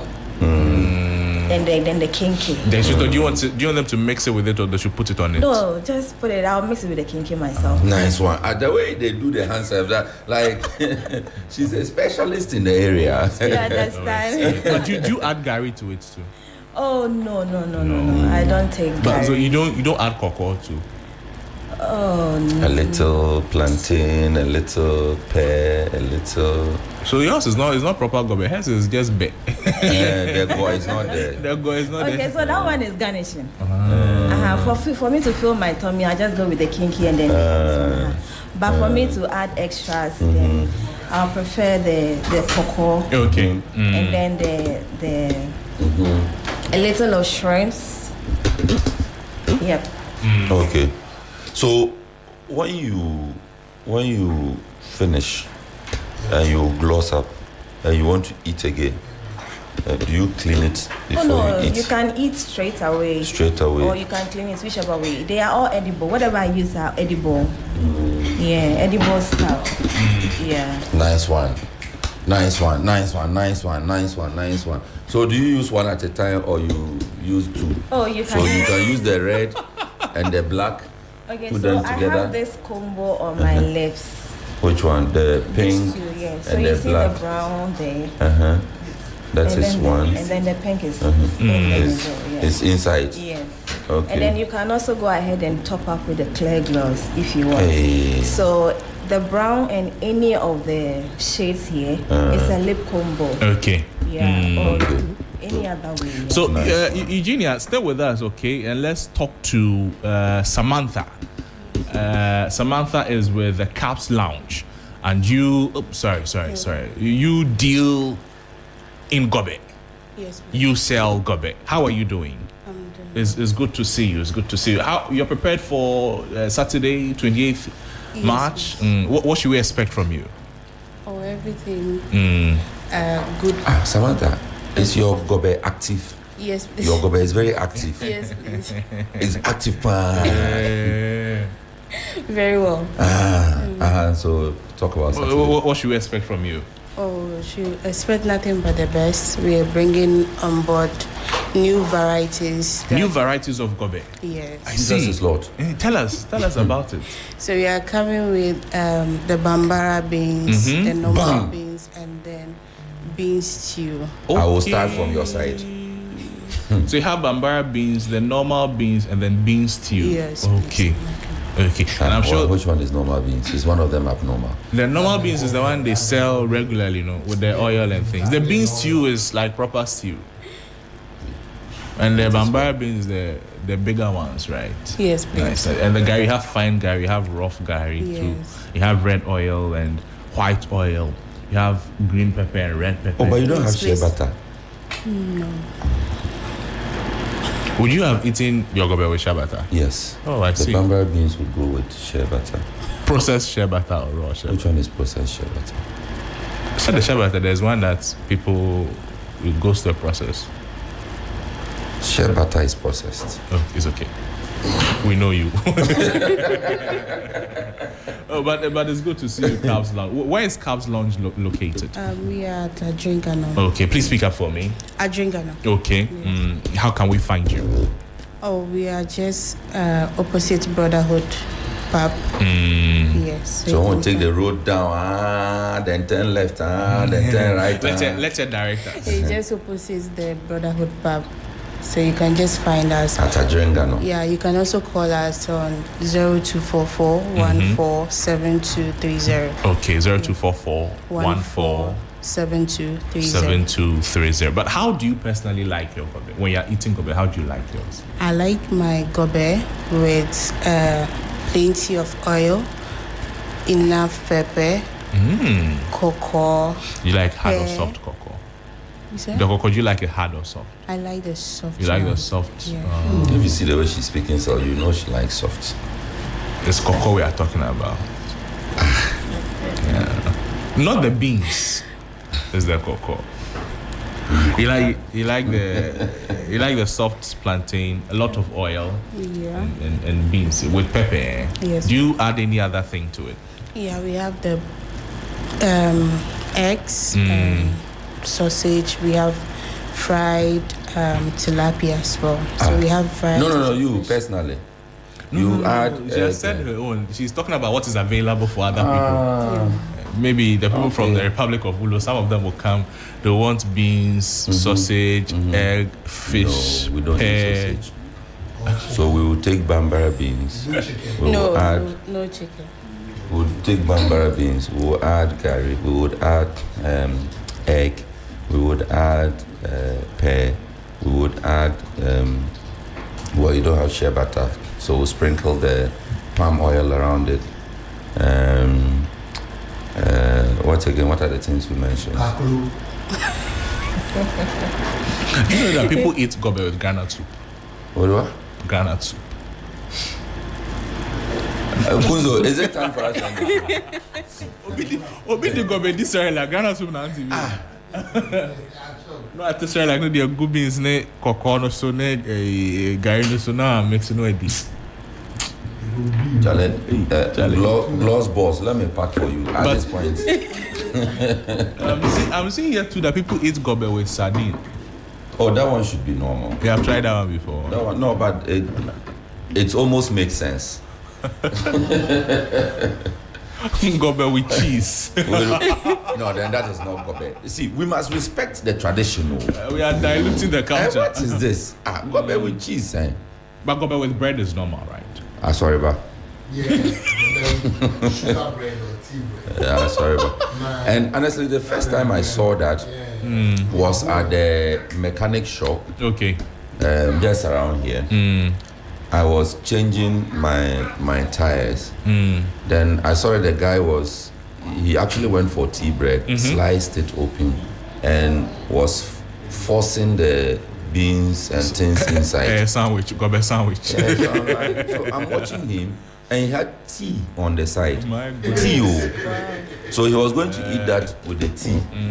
So I watched the man like I was not on earth. Anyways, but ladies, thank you so much for coming. We'll see you all on the 28th of March at the Legon City Mall, the 3FM Gobe Festival. Caps Lounge will be there. Come, you'll find Caps Lounge. Samantha, you'll find Caps Lounge. Samantha will be there. Will give us all the varieties, combinations of gobe that we may want, and then we'll also find Eugenia, the gloss boss. That when you finish eating, then you paint your mouth. Yeah. That one is also you gloss your mouth. Thank you. What is paint your mouth? Sorry, you moisturize. Okay. Yeah. After eating the soft cocoa. We have to go. We have a few birthday wishes that to people who are celebrating their birthday today. If today is your birthday, we want to wish you a happy birthday. If we're ready from the back end, we can go through the birthday wishes. This one says, belated birthday to Michelle Adia Hamilton. Okay, this is not Michelle Adia Hamilton. This came from Eric Mawuena Egbeta, and he sent this yesterday at 8:11 p.m. Happy birthday to you, Michelle Adia Hamilton. May the Lord bless you and increase you, from Eric Mawuena Egbeta. And this one says, happy birthday to you, Mawutonam. Happy birthday to you. Harriet Ya Okutu of Fabia. This is from a very special someone you already know. Oh, that's the message. Happy birthday to you, Harriet Ya Okutu of Fabia. This is a very special someone to you already know. May God give you good health, long life, blessings, and more money. And may secret prayers be answered. Happy birthday to you. Eid Mubarak Abdul Karim Musa. May the blessings of this day bring you and your loved ones immense joy and prosperity. And then Mawuena Yang from your mom Victoria and dad Ralph. Today's your birthday. Happy birthday to you. My name is Noble Crosby Annan. Thank you so much for staying with us on Saturday FM 92.7. I'll see you again some other time. It's the holiday edition. Take care, celebrate, but be safe.